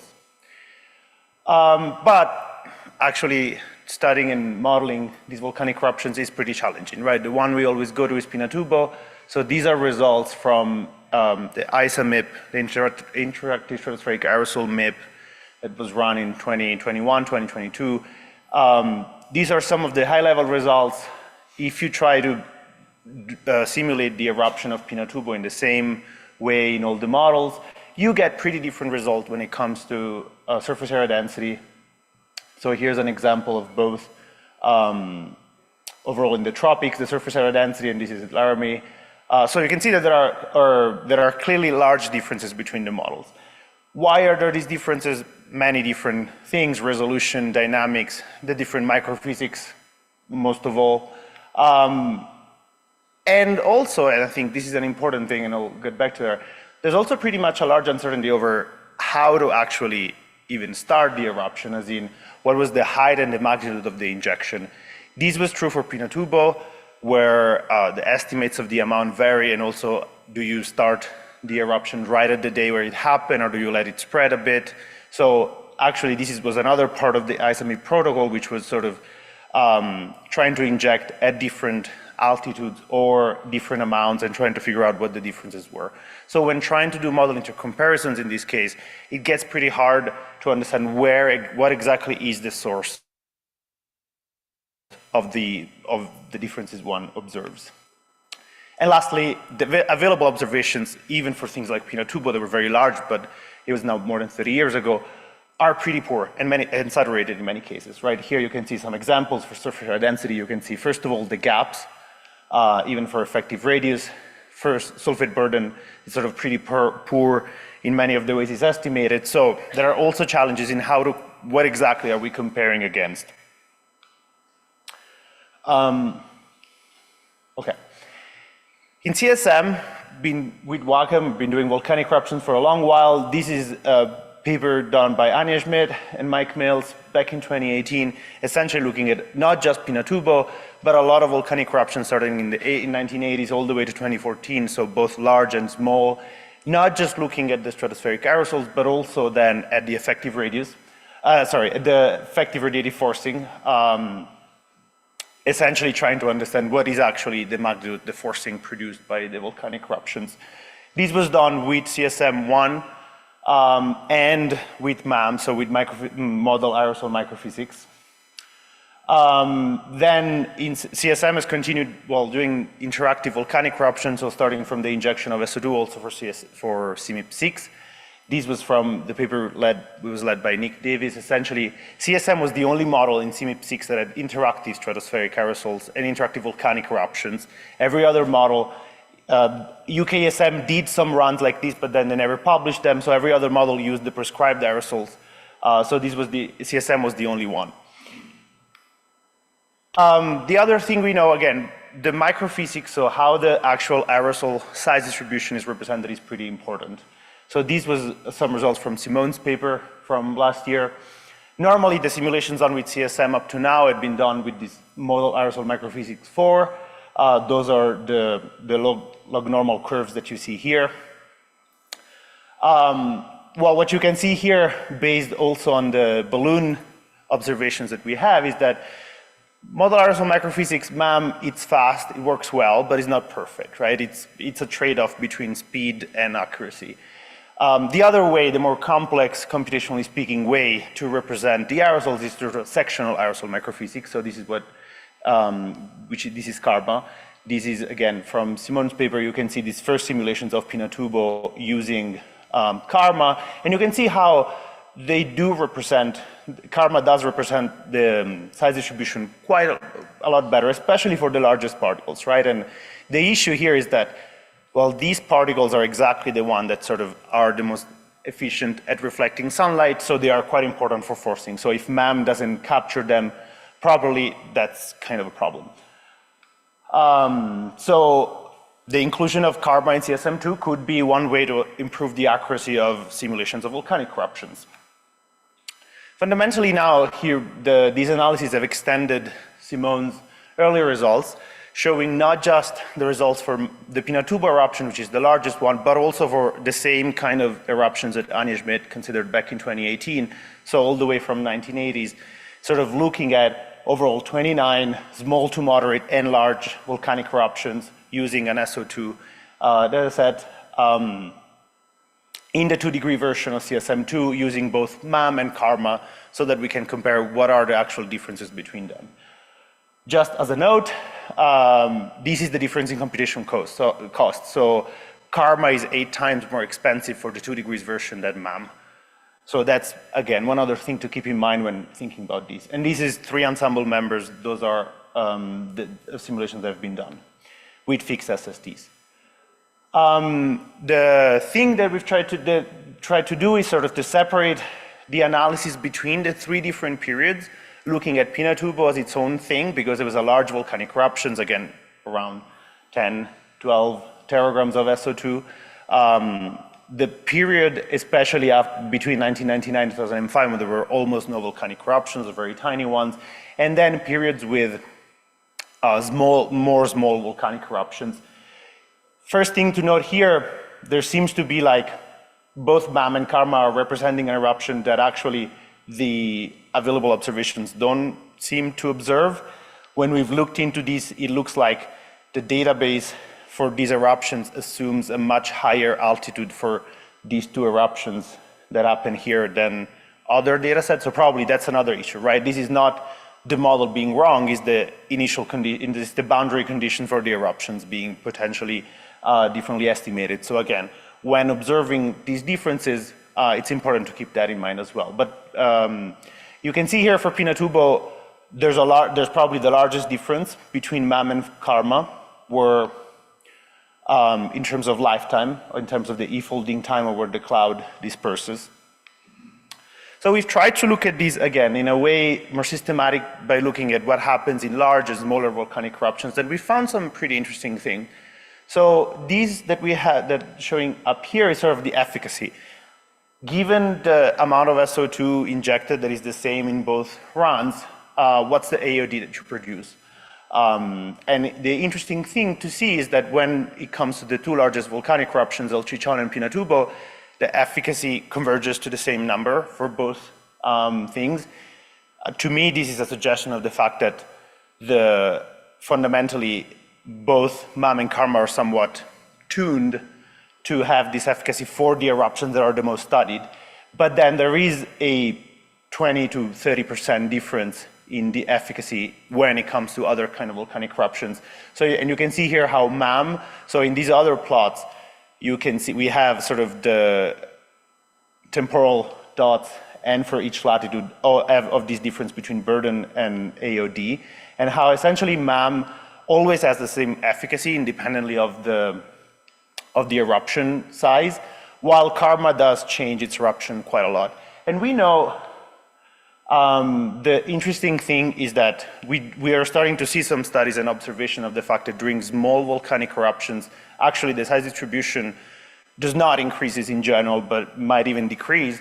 And so it's interesting to see how clearly karma does see this difference between large and small volcanic eruptions in terms of efficacy. So indeed, this is the same. This is the plot for effective radius. You can see how MAM sees a larger effective radius in general, but while the Pinatubo effective radius is pretty well reproduced, there are plenty of volcanic eruptions where both MAM and karma do or both overestimate the effective radius. So the other results in the literature kind of point to the fact that this is clearly expected and that the behavior of karma and MAM in both cases is wrong, which has some interesting implications. Of course, then at that point, if you see the match, the top of atmosphere radiative forcing match, it does look pretty good in both cases. There's also other analysis that Hilaria has done with looking at the double radiation coil that show that MAM actually is a stronger direct forcing. But this is an interesting thing, of course, because again, you might have different size distributions or AOD, but still have a good match of the forcing depending on how well you're sort of tuning some of your parameters. So just as a conclusion, first of all, these will be available to study, and I think it's quite a good, interesting thing to have these 30 years of different kind of eruptions to analyze a bit more in depth. Karma is clearly more resolved, a more computationally expensive method, and it does capture aerosol evolution much better, right? All of the processes that happen exactly at the sizes where these matter is pretty important. And there are some indications that it does perform marginally better over a set of metrics when we're thinking about generic ways to understand how well are the models for producing volcanic eruption. So this is, well, an example for some metrics that we're sort of working on. And karma does show that as in general, it has much better metrics when it comes to sulfate burden than MAM does, but they do pretty similarly in terms of effective radius and AOD. And the next steps, definitely hope to maybe include sort of produce simulations of SAI, or stratospheric aerosol injection with karma, and trying to understand the differences between karma and MAM in these, and then what is the ultimate impact on surface climate as a way to represent the stratospheric aerosol uncertainties. That's all I have. Thank you.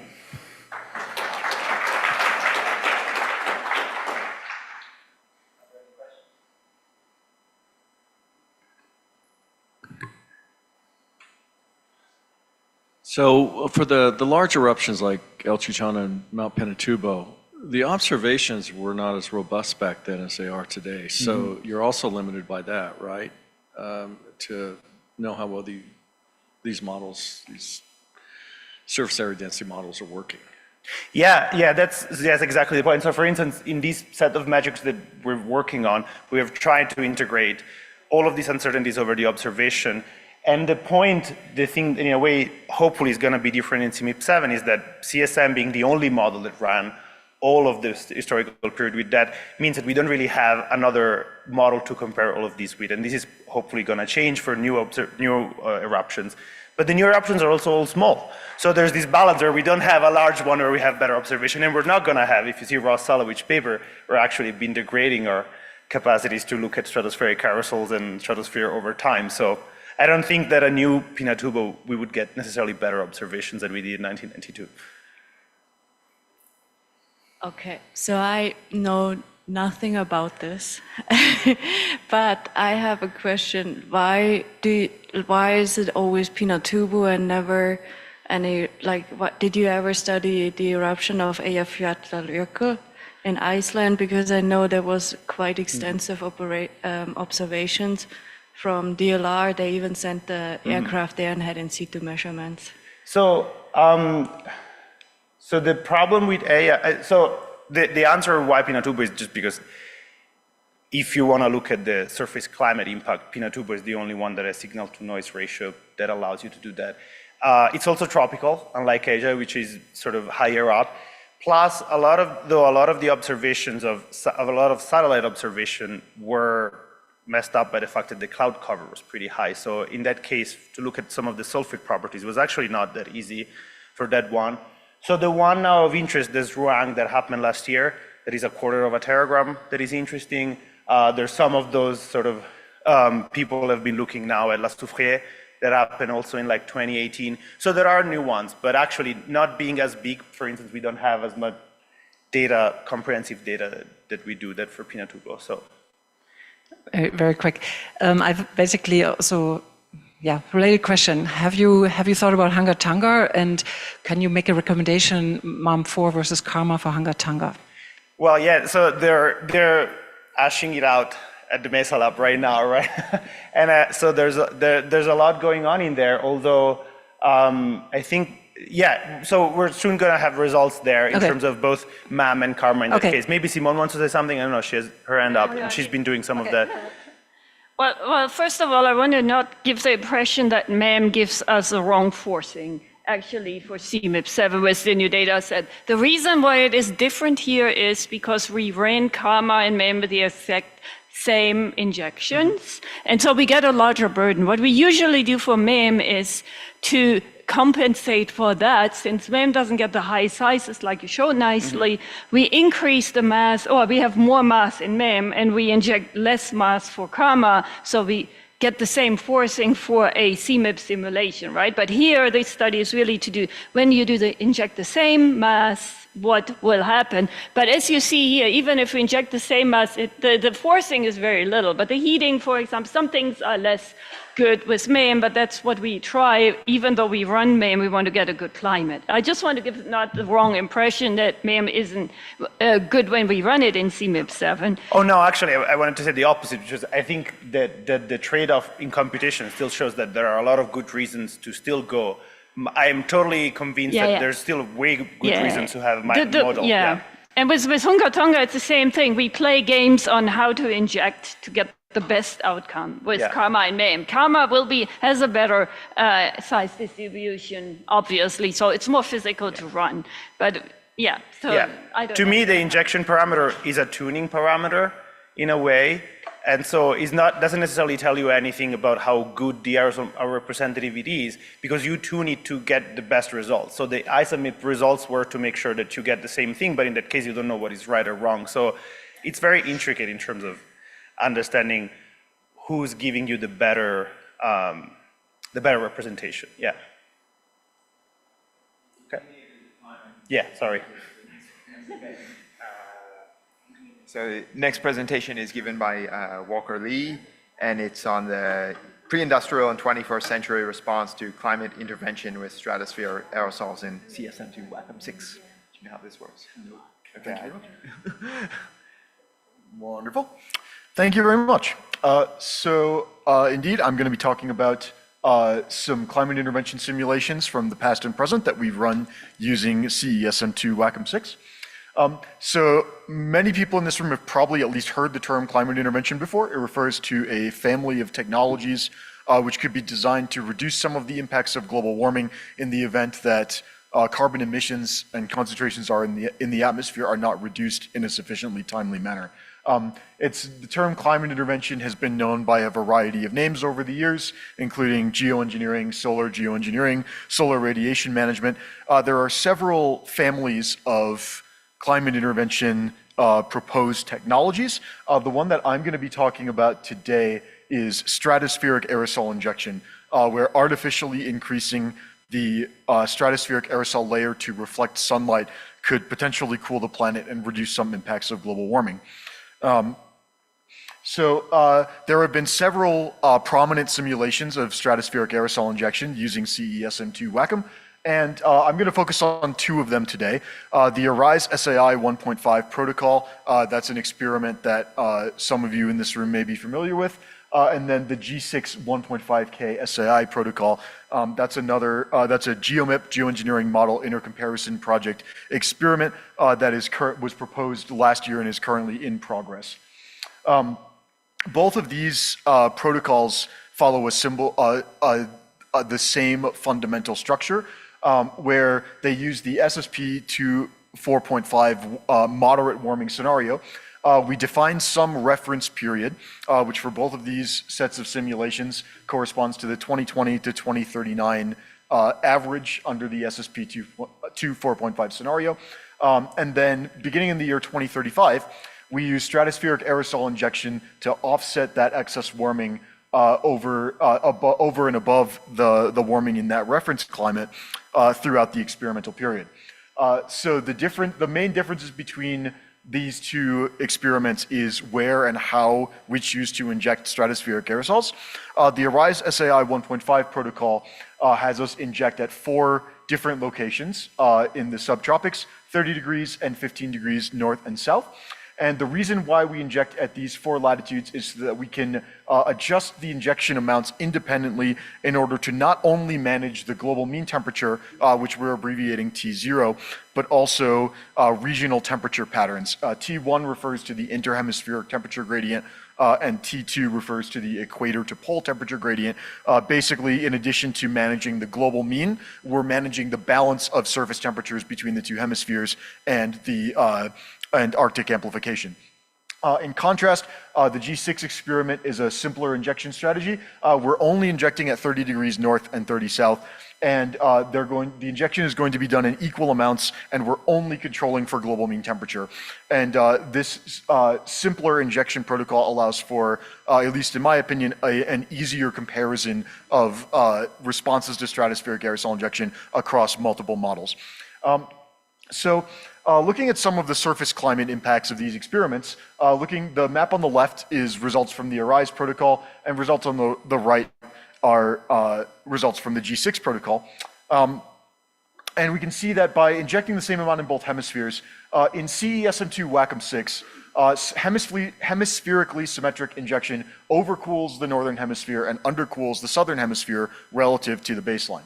However, in the ARISE SAI 1.5 protocol, because we are allowed to choose our injection rates at the different latitudes independently, we can choose to inject more in the southern hemisphere in order to not have this response. And so in ARISE SAI 1.5, most of the injection split across the 4 latitudes goes in at the 15 degrees south injection site.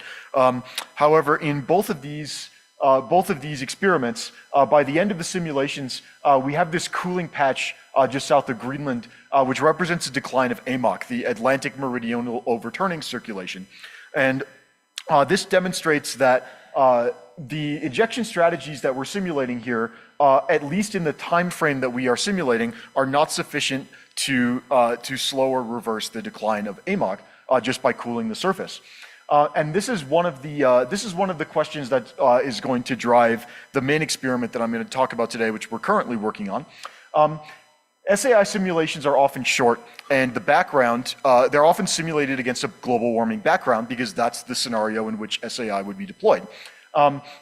And so therefore, it can be difficult to separate the changes to the surface climate, which are a result of the SAI, or a result of the background changes due to global warming, or some interaction between the two. Additionally, many aspects of the climate, such as AMOC, can be hard to diagnose after the 30 to 50 year time scale that these experiments I've talked about are conducted for. And then there's also the question of which hemisphere should you inject more in and why, if you want to balance the surface climate. These are 2 other experiments simulated in CESM1 and CESM2. They're similar experiments that Simone conducted using 2 generations of the same model. And in CESM1, you need to inject more in the northern hemisphere, and in CESM2, you need to inject more in the southern hemisphere. And the reason why this happens in CESM and whether it would be similar in other models still remains an ongoing research question. And so the goal of the experiment that I'm about to present is we want to identify the long-term response to SAI with a minimal drift in the background state. And so for inspiration, we look to an old geoengineering model intercomparison project experiment called G2. Which was proposed in the original GeoMIT paper about 15 years ago by Ben Kravitz. And this experiment, instead of using a global warming background, uses pre-industrial control, and then with slow but steady 1% CO2 forcing. And then the original GEO2 experiment called for solar dimming as a proxy for stratospheric aerosol injection or some other mode of climate intervention in order to offset the radiative forcing from that CO2 increase. And the experiment lasted for 50 years. So we're going to revisit this experiment, but instead of using solar dimming, we're going to simulate the stratospheric aerosol injection directly. And instead of running the model for 50 years, we're going to run the model for 150 years to try and get a better understanding of how subsurface impacts like AMOC respond over longer periods of time. So when designing this experiment, we mirrored the G6 and the ARISE SAI 1.5 protocols. So we ran one ensemble member of G2 SAI using the G6 injection strategy, where we are deploying equal injection in both hemispheres, and we're only trying to manage global mean temperature. And then another one using the ARISE SAI 1.5 protocol, where we're injecting at 4 different latitudes, and we're trying to manage the 3 temperature-based degrees of freedom.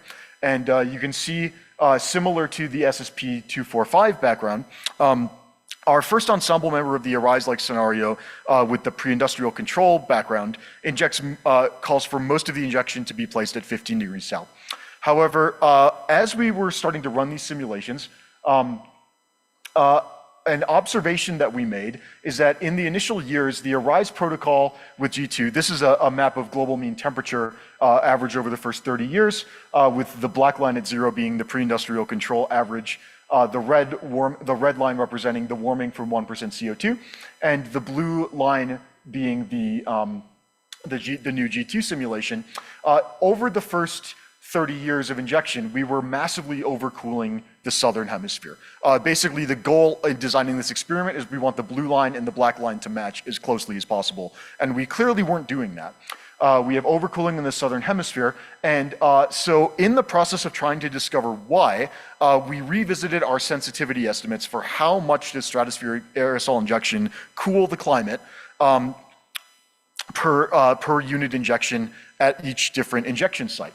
And so we ran new sensitivity experiments. The original G2 SAI injection rates were chosen based off estimates that we had taken from previous simulations. We did not run new sensitivity experiments because computer time is expensive. And we knew that our sensitivity estimates would not be perfect, but we didn't expect them to be this wrong. We reran the sensitivity estimates, and it looks like SAI in a 1% CO2 background could be as much as 50 to 100% more potent than in the SSP 245 background, especially at 30 degrees south. And you'll recall that for the ARISE protocol, most of the injection is going in the southern hemisphere with significant amounts of that at 30 degrees south. So we ran one more ensemble member of the G2 ARISE protocol, but we gave the feedback controller more freedom to choose injection rates, and we reduced the amount that we were prescribing them based on our estimates of where we would need to put them. And the results were striking in that the controller chose to put most of the injection at 30 north and 30 south rather than at 15 degrees south, especially in the second half of the experiment. And this can have significant impacts on the surface and subsurface climates. So keep in mind that the simulations in the middle and on the right are controlling for the same surface temperature distributions and achieved the same surface temperature distributions, at least in terms of T0, T1, and T2. However, we know pretty well that injections at different points on the planet in terms of latitude can affect AMOC substantially differently. So under the pre-industrial control simulation, AMOC strength is pretty stable throughout. In the 1% CO2 simulation, AMOC starts to decline over the 150-year simulation period. And in our first attempt at the ARISE protocol with G2 SAI, where most of the injection is going into the southern hemisphere, we are reducing the speed at which AMOC declines, but we're not preventing it from slowing down.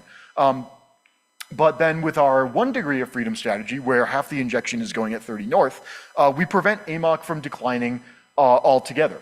And then in our last simulation, with the same 3 degree of freedom strategy, but where the controller chose to put more at 30 degrees north, we have the same response as the 1 degree of freedom strategy, where AMOC is not slowing or collapsing at all. And so the significance of this is that we have 2 150-year simulations with the same temperature targets, and those temperature targets being met, but they're being met with different injection strategies by injecting at different locations, and these have pretty significant impacts on the subsurface climate. And so in summary, there were a number of takeaways that we got from this experiment. Firstly, sensitivity can vary substantially with the background scenario, even in the same model. And this means that when designing SAI simulations in the future, I would recommend we prioritize system ID injections to a higher degree rather than just relying on old sensitivity estimates. Because these small sensitivity differences can matter a lot in the long term. Secondly, temperature targets, the same temperature targets can be met with different combinations of injections.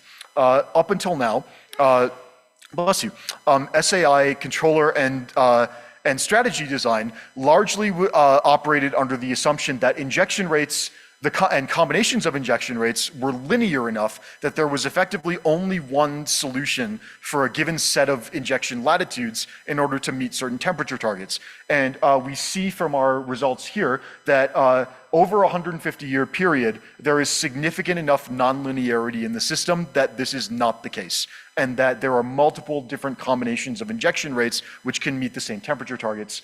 And these different injection strategies can have very different impacts on some of the aspects of the Earth system with that operate under longer timescales, such as the AMOC. And this has big implications, in my opinion, for how we present results, not only to policymakers, but also to other scientists, because even scientists in the field are really fond of making statements like stratospheric aerosol injection does this or marine cloud brightening does that. And we already know that those statements are very rarely completely true because injections at different locations and in different parts of the year can have different impacts on the climate. However, I think this reinforces that point even further, that even simulations like ARISE SAI 1.5, we're currently exploring whether it would be possible to meet those same temperature targets on the shorter time scale using different combinations of injection rates, and it's looking like we can. And it's possible that ARISE SAI 1.5 would have looked very different if we had designed our controller differently. So that's all the time I have. Thank you very much. Happy to take questions.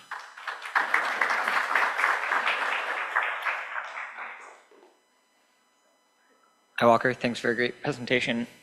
What's the role of internal variability here in confounding attempts to kind of modulate these? And also, like the AMOC, we can see it in the model and calculate it, but calculating it in the real world and actually knowing how much it's changing in the real world, it seems like it would really kind of confound a lot of these questions if this were, happening.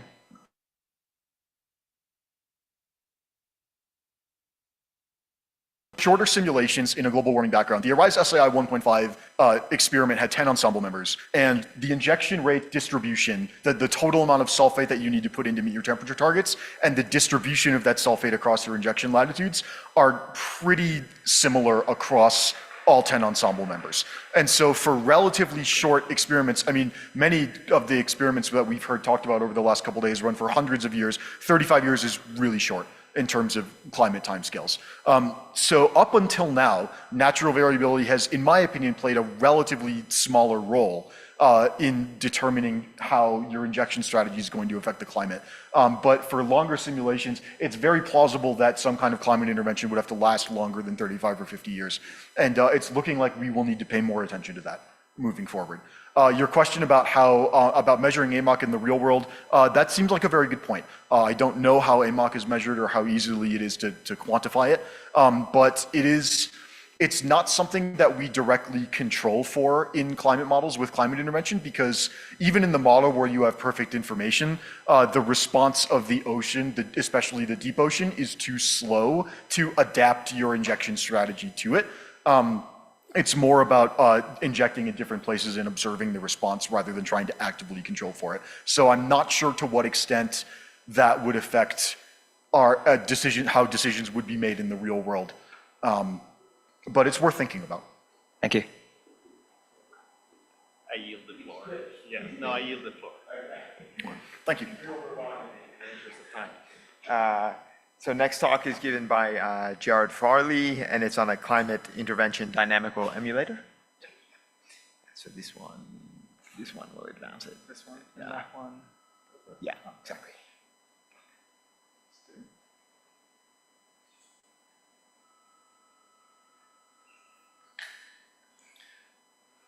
All right, hi everyone. Today I'll be talking about a dynamical emulator I designed for the analysis of climate intervention scenarios and exploring that scenario space. As a very quick bit of housekeeping, defining an emulator for this presentation. For this talk, an emulator is some form of simplified model that captures some behavior of a more complex system. It can be AI and machine learning or not. This one isn't. So for this talk, CIDR, that's the emulator's name, will seek to mimic CESM2 WACM6's time-varying responses in temperature and precipitation and evaporation, but it's not in this presentation, to SAI forcing. The motivation for using this emulator and building this emulator was initially to look at uncoordinated deployments of stratospheric aerosol injection. Before we do that, we should talk about what I mean by a coordinated deployment. So a coordinated deployment of stratospheric aerosol injection generally involves one actor. This could be a nation or a coalition of nations, and they're deploying some form of global SAI.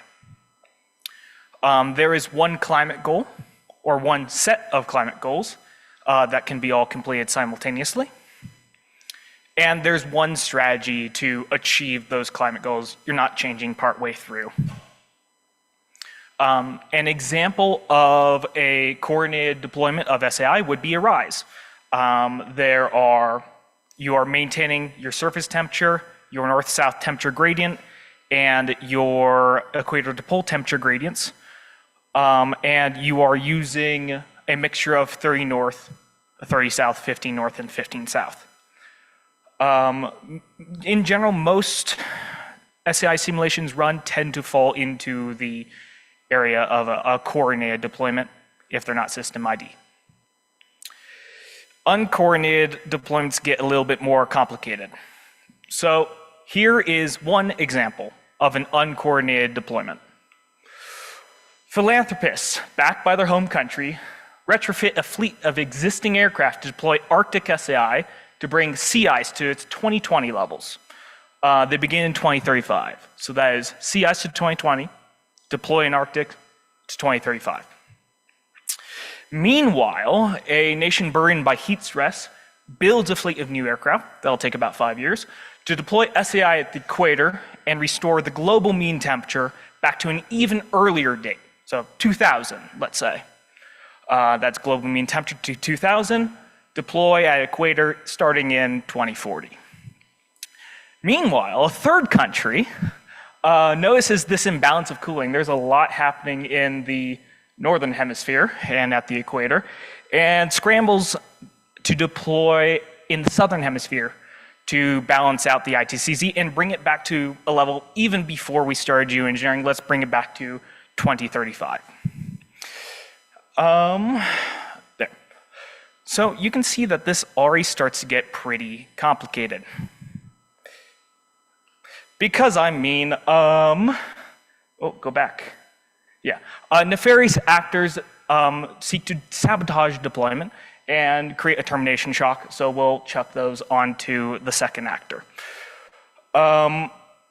So the number of factors we have here, we have the number of actors, 3.5-ish. We have the target variable, they're all targeting, where they are bringing that target, what strategy they're using, what injection sites they're using to achieve that target, when they're beginning, any events that happen, a volcanic eruption might also fall into here, and when those events are. And each choice made here affects all the others. You can imagine if we decide to bring sea ice to 2000 levels, all of the decisions here might look different. The main difficulties we have in tackling these uncoordinated scenarios is that there are a lot of possible combinations, probably uncountable. And these uncountable possibilities create widely varying responses. And to run them all in Earth system models would be prohibitively expensive. So how do you explore the scenario space? One method is to use a simpler model or an emulator. Now that we've motivated it, let's start on how we do it. We'll take an SO2 injection and put it into some sort of module that models how the aerosols behave. We use a first order linear-ish ODE, and that outputs the global mean AOD for this injection location. We then take that AOD, plug it into some form of climate variable module, like temperature or precipitation, that tells you what the globe's response is to the injection. We use a semi-infinite diffusion here. You could use a 2-box. And then you take that cooling, you scale some pattern associated with the injection location, and that gives you a scaled pattern. And what you do, if you want to be able to model what happens at a variety of injection locations, is that you have a bunch of these running in parallel, and that you add all of them together. You add them all together at the end. And we are running this dynamically, so you're using Green's functions, convolving the impulse responses, and getting the overall temperature response or overall precipitation response at the end. So let's use this emulator and go back to our example scenario where there's a bunch of stuff going on. Up in the top left will be the injections of all the different actors. Up in the top right will be the global mean temperature. Here on the bottom left is a reference for SSP 245. And over here will be the years ticking by in this uncoordinated scenario. So we see our first polar actor beginning to build injection.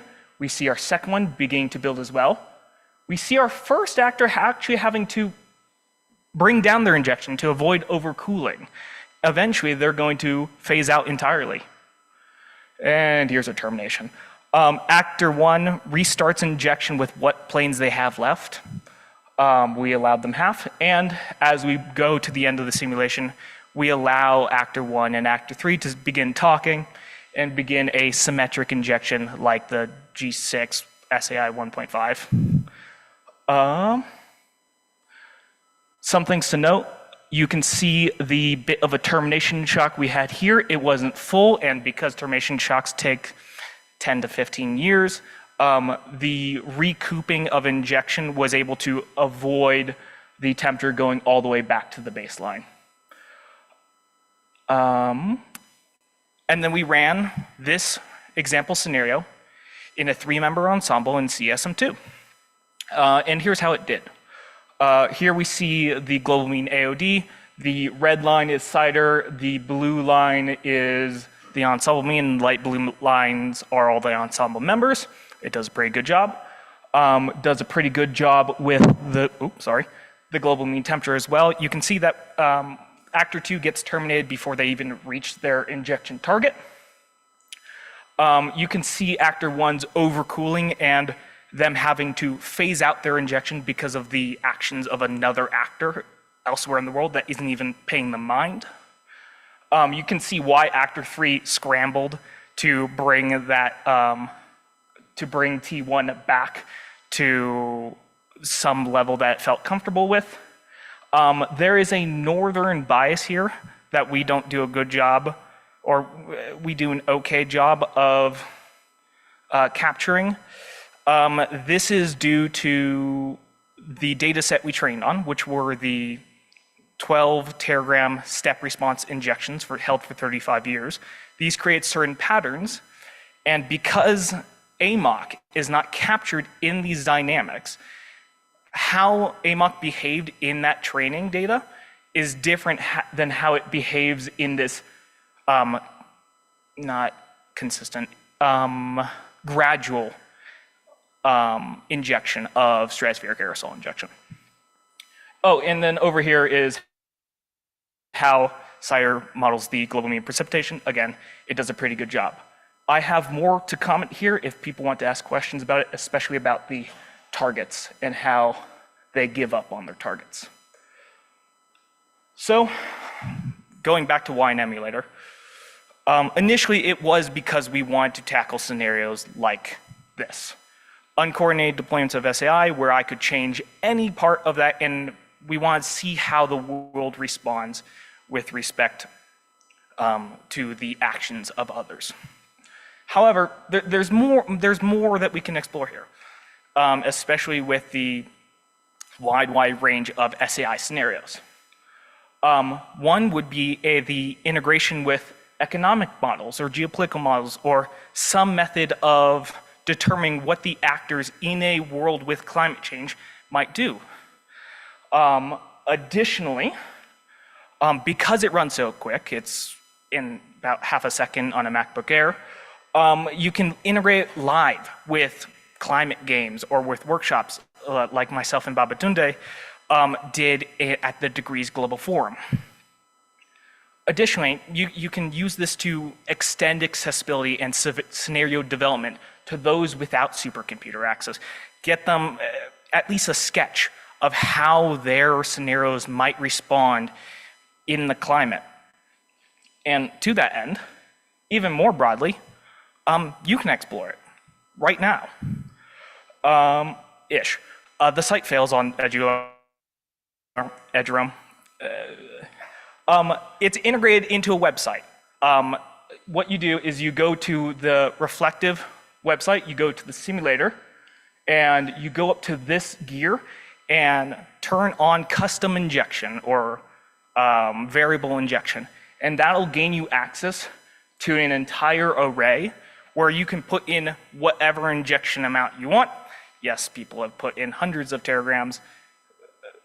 It breaks. But this will give you and you can zoom in on any country here, and you'll be able to check how their mean temperature evolves over time and how their water availability, that is precipitation minus evapotranspiration, evolves over time as well. Thanks.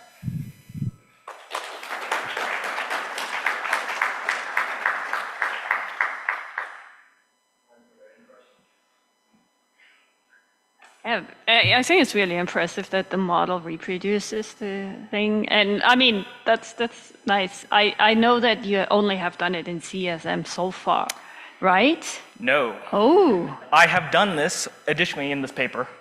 Because I haven't read the paper yet, I guess. Yes, you might see by the fact that we have these folks. Oh, so you've done it, yeah. It is also in UKSM. So then the question is, how different are they? Because we already know that the models do behave very differently. Mm-hmm. And so is there a completely different outcome? It has a really, that's a great question. It has a tough time with UKSM's tropical pipe.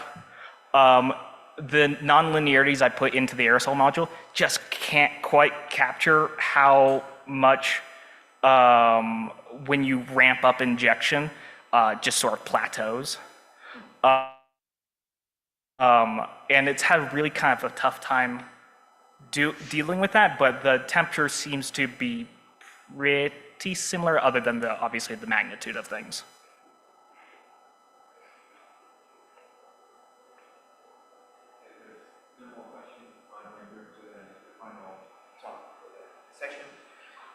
So last talk is given by Sim-Chan Yuk, and it's on the nuclear war in a world brimming with plastic. Here is the... How can I use the pointer? So the pointer is this one? And you go... Yeah, this one. That's the slide. Yeah, thank you. Thanks for staying until this last talk. Today, I'm going to be talking about imaginary nuclear war and its potential impact on ozone layer, focusing on the role of halogen and organic emissions.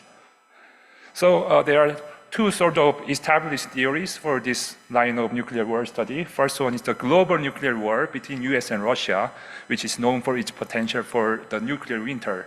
And there's another much smaller scale war, like a regional scale war. For example, the war between India and Pakistan, and today I'm going to be focused on this smaller scale war. So previous studies for this India-Pakistan conflict have estimated that, predicted that if India and Pakistan started using the nuclear weapon against their opponent cities, and it will ignite large-scale urban fires, and it will burn everything in the cities. So it will inject about 5 teragrams of soot into the atmosphere, and some amount of organic carbons. And one of the major impacts highlighted by previous studies is that this 5 teragram injection of soot will cause global ozone depletion. Just as a reminder, none of the life on Earth system could have not survived without ozone layer, which protects us from the harmful UVB radiation. So plot on the right shows the result from previous chemistry climate simulation run on CSM Wacom. Each line has slightly different assumptions for chemistry and aerosol module, different Wacom version, but we can see that the difference across the model is quite subtle, and all models in general predict about 20 to 25% of global ozone loss in first couple of years, and it takes more than a decade to slowly recover to original state. And the previous studies mentioned that these are largely due to temperature effect, since black carbon will absorb short-wave radiation, it will hit the atmosphere, and the gas phase ozone loss reaction will be faster in the warmer climate. So what we are trying to add to this previous finding is to account for halogen emission, because we know that the urban structures and industrial products will have more halogen content. For example, any PVC or vinyl, so cables and pipes and plastic parts of home and cars will include chlorine component. And for bromine, its main usage is in the flame retardant. So any furniture, carpet, or home will include bromine content. So I think it's reasonable to expect there will be a considerable amount of halogen emission if the fire is on the urban areas, not in the wild forest. And one important thing is that both the chlorine and bromine are very effective ozone depleting substances once they get into the stratosphere. So I briefly talk about our some updates in our understanding for the role of heterogeneous chemistry in organic carbon and its role on stratospheric ozone loss. So this plot shows the solubility of HCl for different types of aerosols. So the heterogeneous reaction is faster when the more amount of HCl can be dissolved in the aerosol surface, and it differs by the types of aerosol. So here the cyan color shows the HCl value for the surface aerosol, which is typical background aerosol or volcanic aerosols. So it shows quite large solubility values around the 190 Kelvin, which is pretty cold temperature, but it rapidly drops as the temperature gets warmer. So for surface heterogeneous reaction, the most important assumption is it needs to be very cold environment. So this only occurs in the polar region during winter time. However, recent studies on Australian fires have found that this HCl solubility in organic carbons can retain much higher values. Here, the red line is the HCl for organic aerosol, and it can retain much higher values for much wider and warmer temperature range, or including this typical range of stratospheric temperatures. And the previous study found that if we account for this heterogeneous chemistry in organic aerosols, then Wacom could reproduce the large ozone loss after the Australian fires. So we used Wacom 4, which is kind of an older version, but it still includes all these important stratospheric ozone chemistry, oxygen reaction, and heterogeneous reactions on surface aerosol, and we have updated this for heterogeneous reaction in organic carbon as well. And then we used Chuck Bardeen's karma for simulating the nuclear emission. So we put 5 teragram black carbon following previous studies, and we also add 1.6 teragram of organic carbon and half teragram of NOx, and 3 teragram of chlorine, and 0.08 teragram of bromine as a nuclear emission from urban fires. And those estimations are based on literature survey for incineration strategy and previous laboratory measurement. So here I'm briefly showing how the simulated plume evolved over time. So the smoke is initially injected in the upper troposphere. It's not working. Yeah, upper troposphere, but it rapidly self-lofted into the stratosphere and spread over tropics and northern hemisphere within the first couple of months, and then stayed above 50 hectopascal for the rest of the simulation. So here are some global climate responses to this 5 teragram nuclear emission case. We can see in most of the simulation, there was on average about 15 Kelvin of global stratospheric warming, mainly due to the black carbon's radiative effect. And then this effect slowly decay as the black carbon is being removed from the atmosphere over time. And there are some decrease in this warming in the case with the larger ozone layers because of the ozone's radiative feedback. And if you look at the lower panel, which shows the global ozone burden, here the black dashed line is control, and this purple blue-ish color shows the simulation setup very similar to previous studies by Chuck Bardeen. So we can see at the end of first year, this simulation shows about 20% of global ozone loss consistent with estimate from previous finding. However, if you add bromine, that it increased to 25, and then if we add chlorine, it increased over 30%. And then if we put both of them, these are not linearly additive, but since it's saturated, but we can see about 40% of global ozone loss at the end of first year, just doubling the previous estimate. If you look at the latitudinal pattern of the ozone depletion from this case, plot on your left shows the difference between ore emission case and control simulation. We can see a large mid-latitude ozone depletion over the close by the injected area during summer, and then there's also polar ozone depletion during the boreal winter. And the plot on the right is just shown as reference.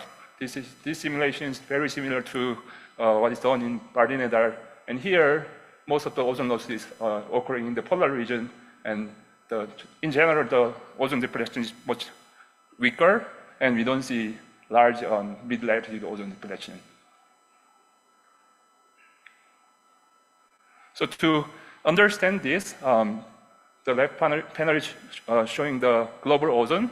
We can see a decrease in ozone across all stratospheric levels.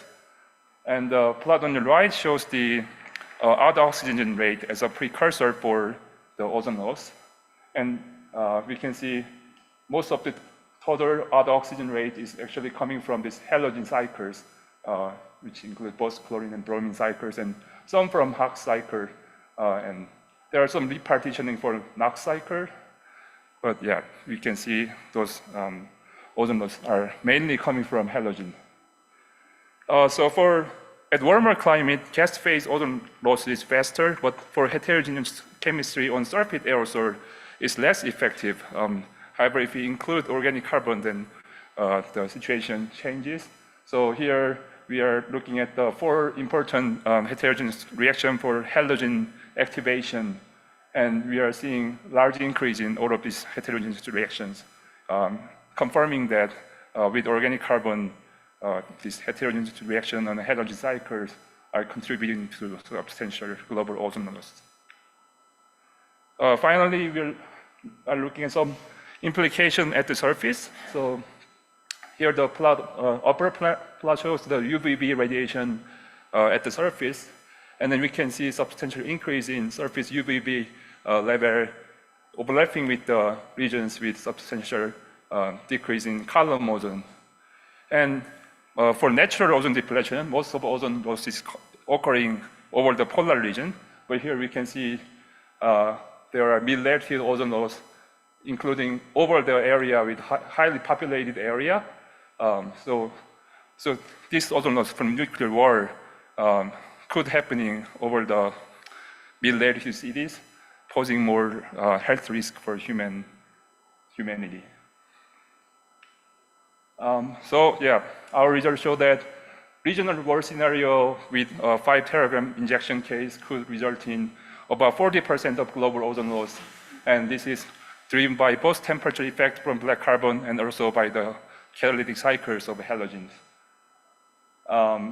Yeah, so I hope that our result provide one more incentive to not use any of nuclear weapons for any scales. So even for the regional war, the environmental impact will be global. With that, happy to take any questions.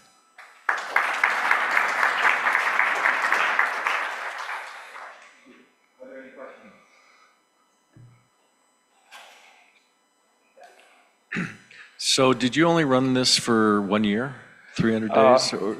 I ran for 3 years. 3 years, okay. Yeah, and for the halogen emission case, since the ozone loss saturation is pretty fast, so the global minimum occurred within first year. Okay. Yeah, but I ran it for 2 more years. And I don't know, maybe I missed that, but did you show that or? No, I might have.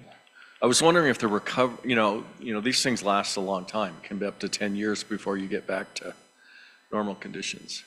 Yeah, for 3 years, it is still, the ozone depletion is not yet to recover. And I was just wondering with the new chemistry in there that the recovery time lengthens because it's warm. Yeah, since I think there are more ozone loss, maybe it takes longer, but I haven't looked over 3 years. But yeah, I think that's worth to look at.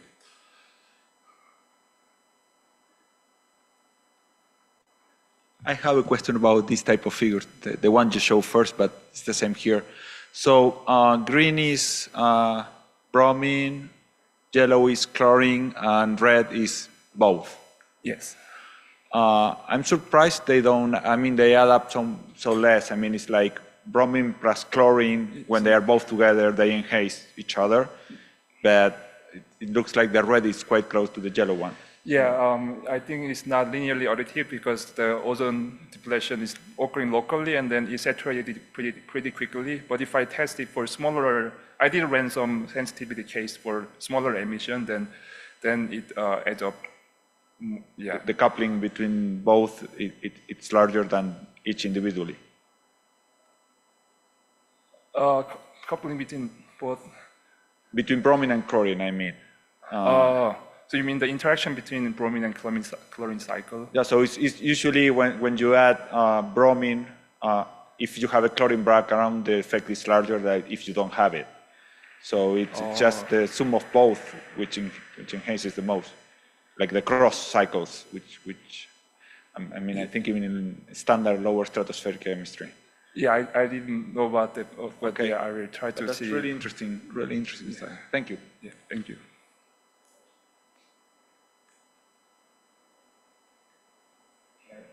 Any other questions? So we can do again and all the other speakers.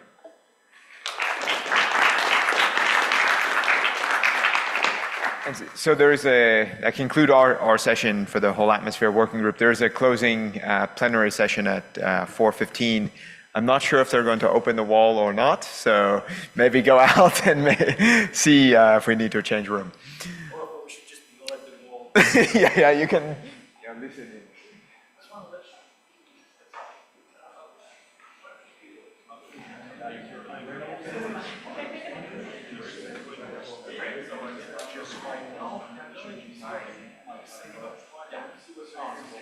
So there's about 12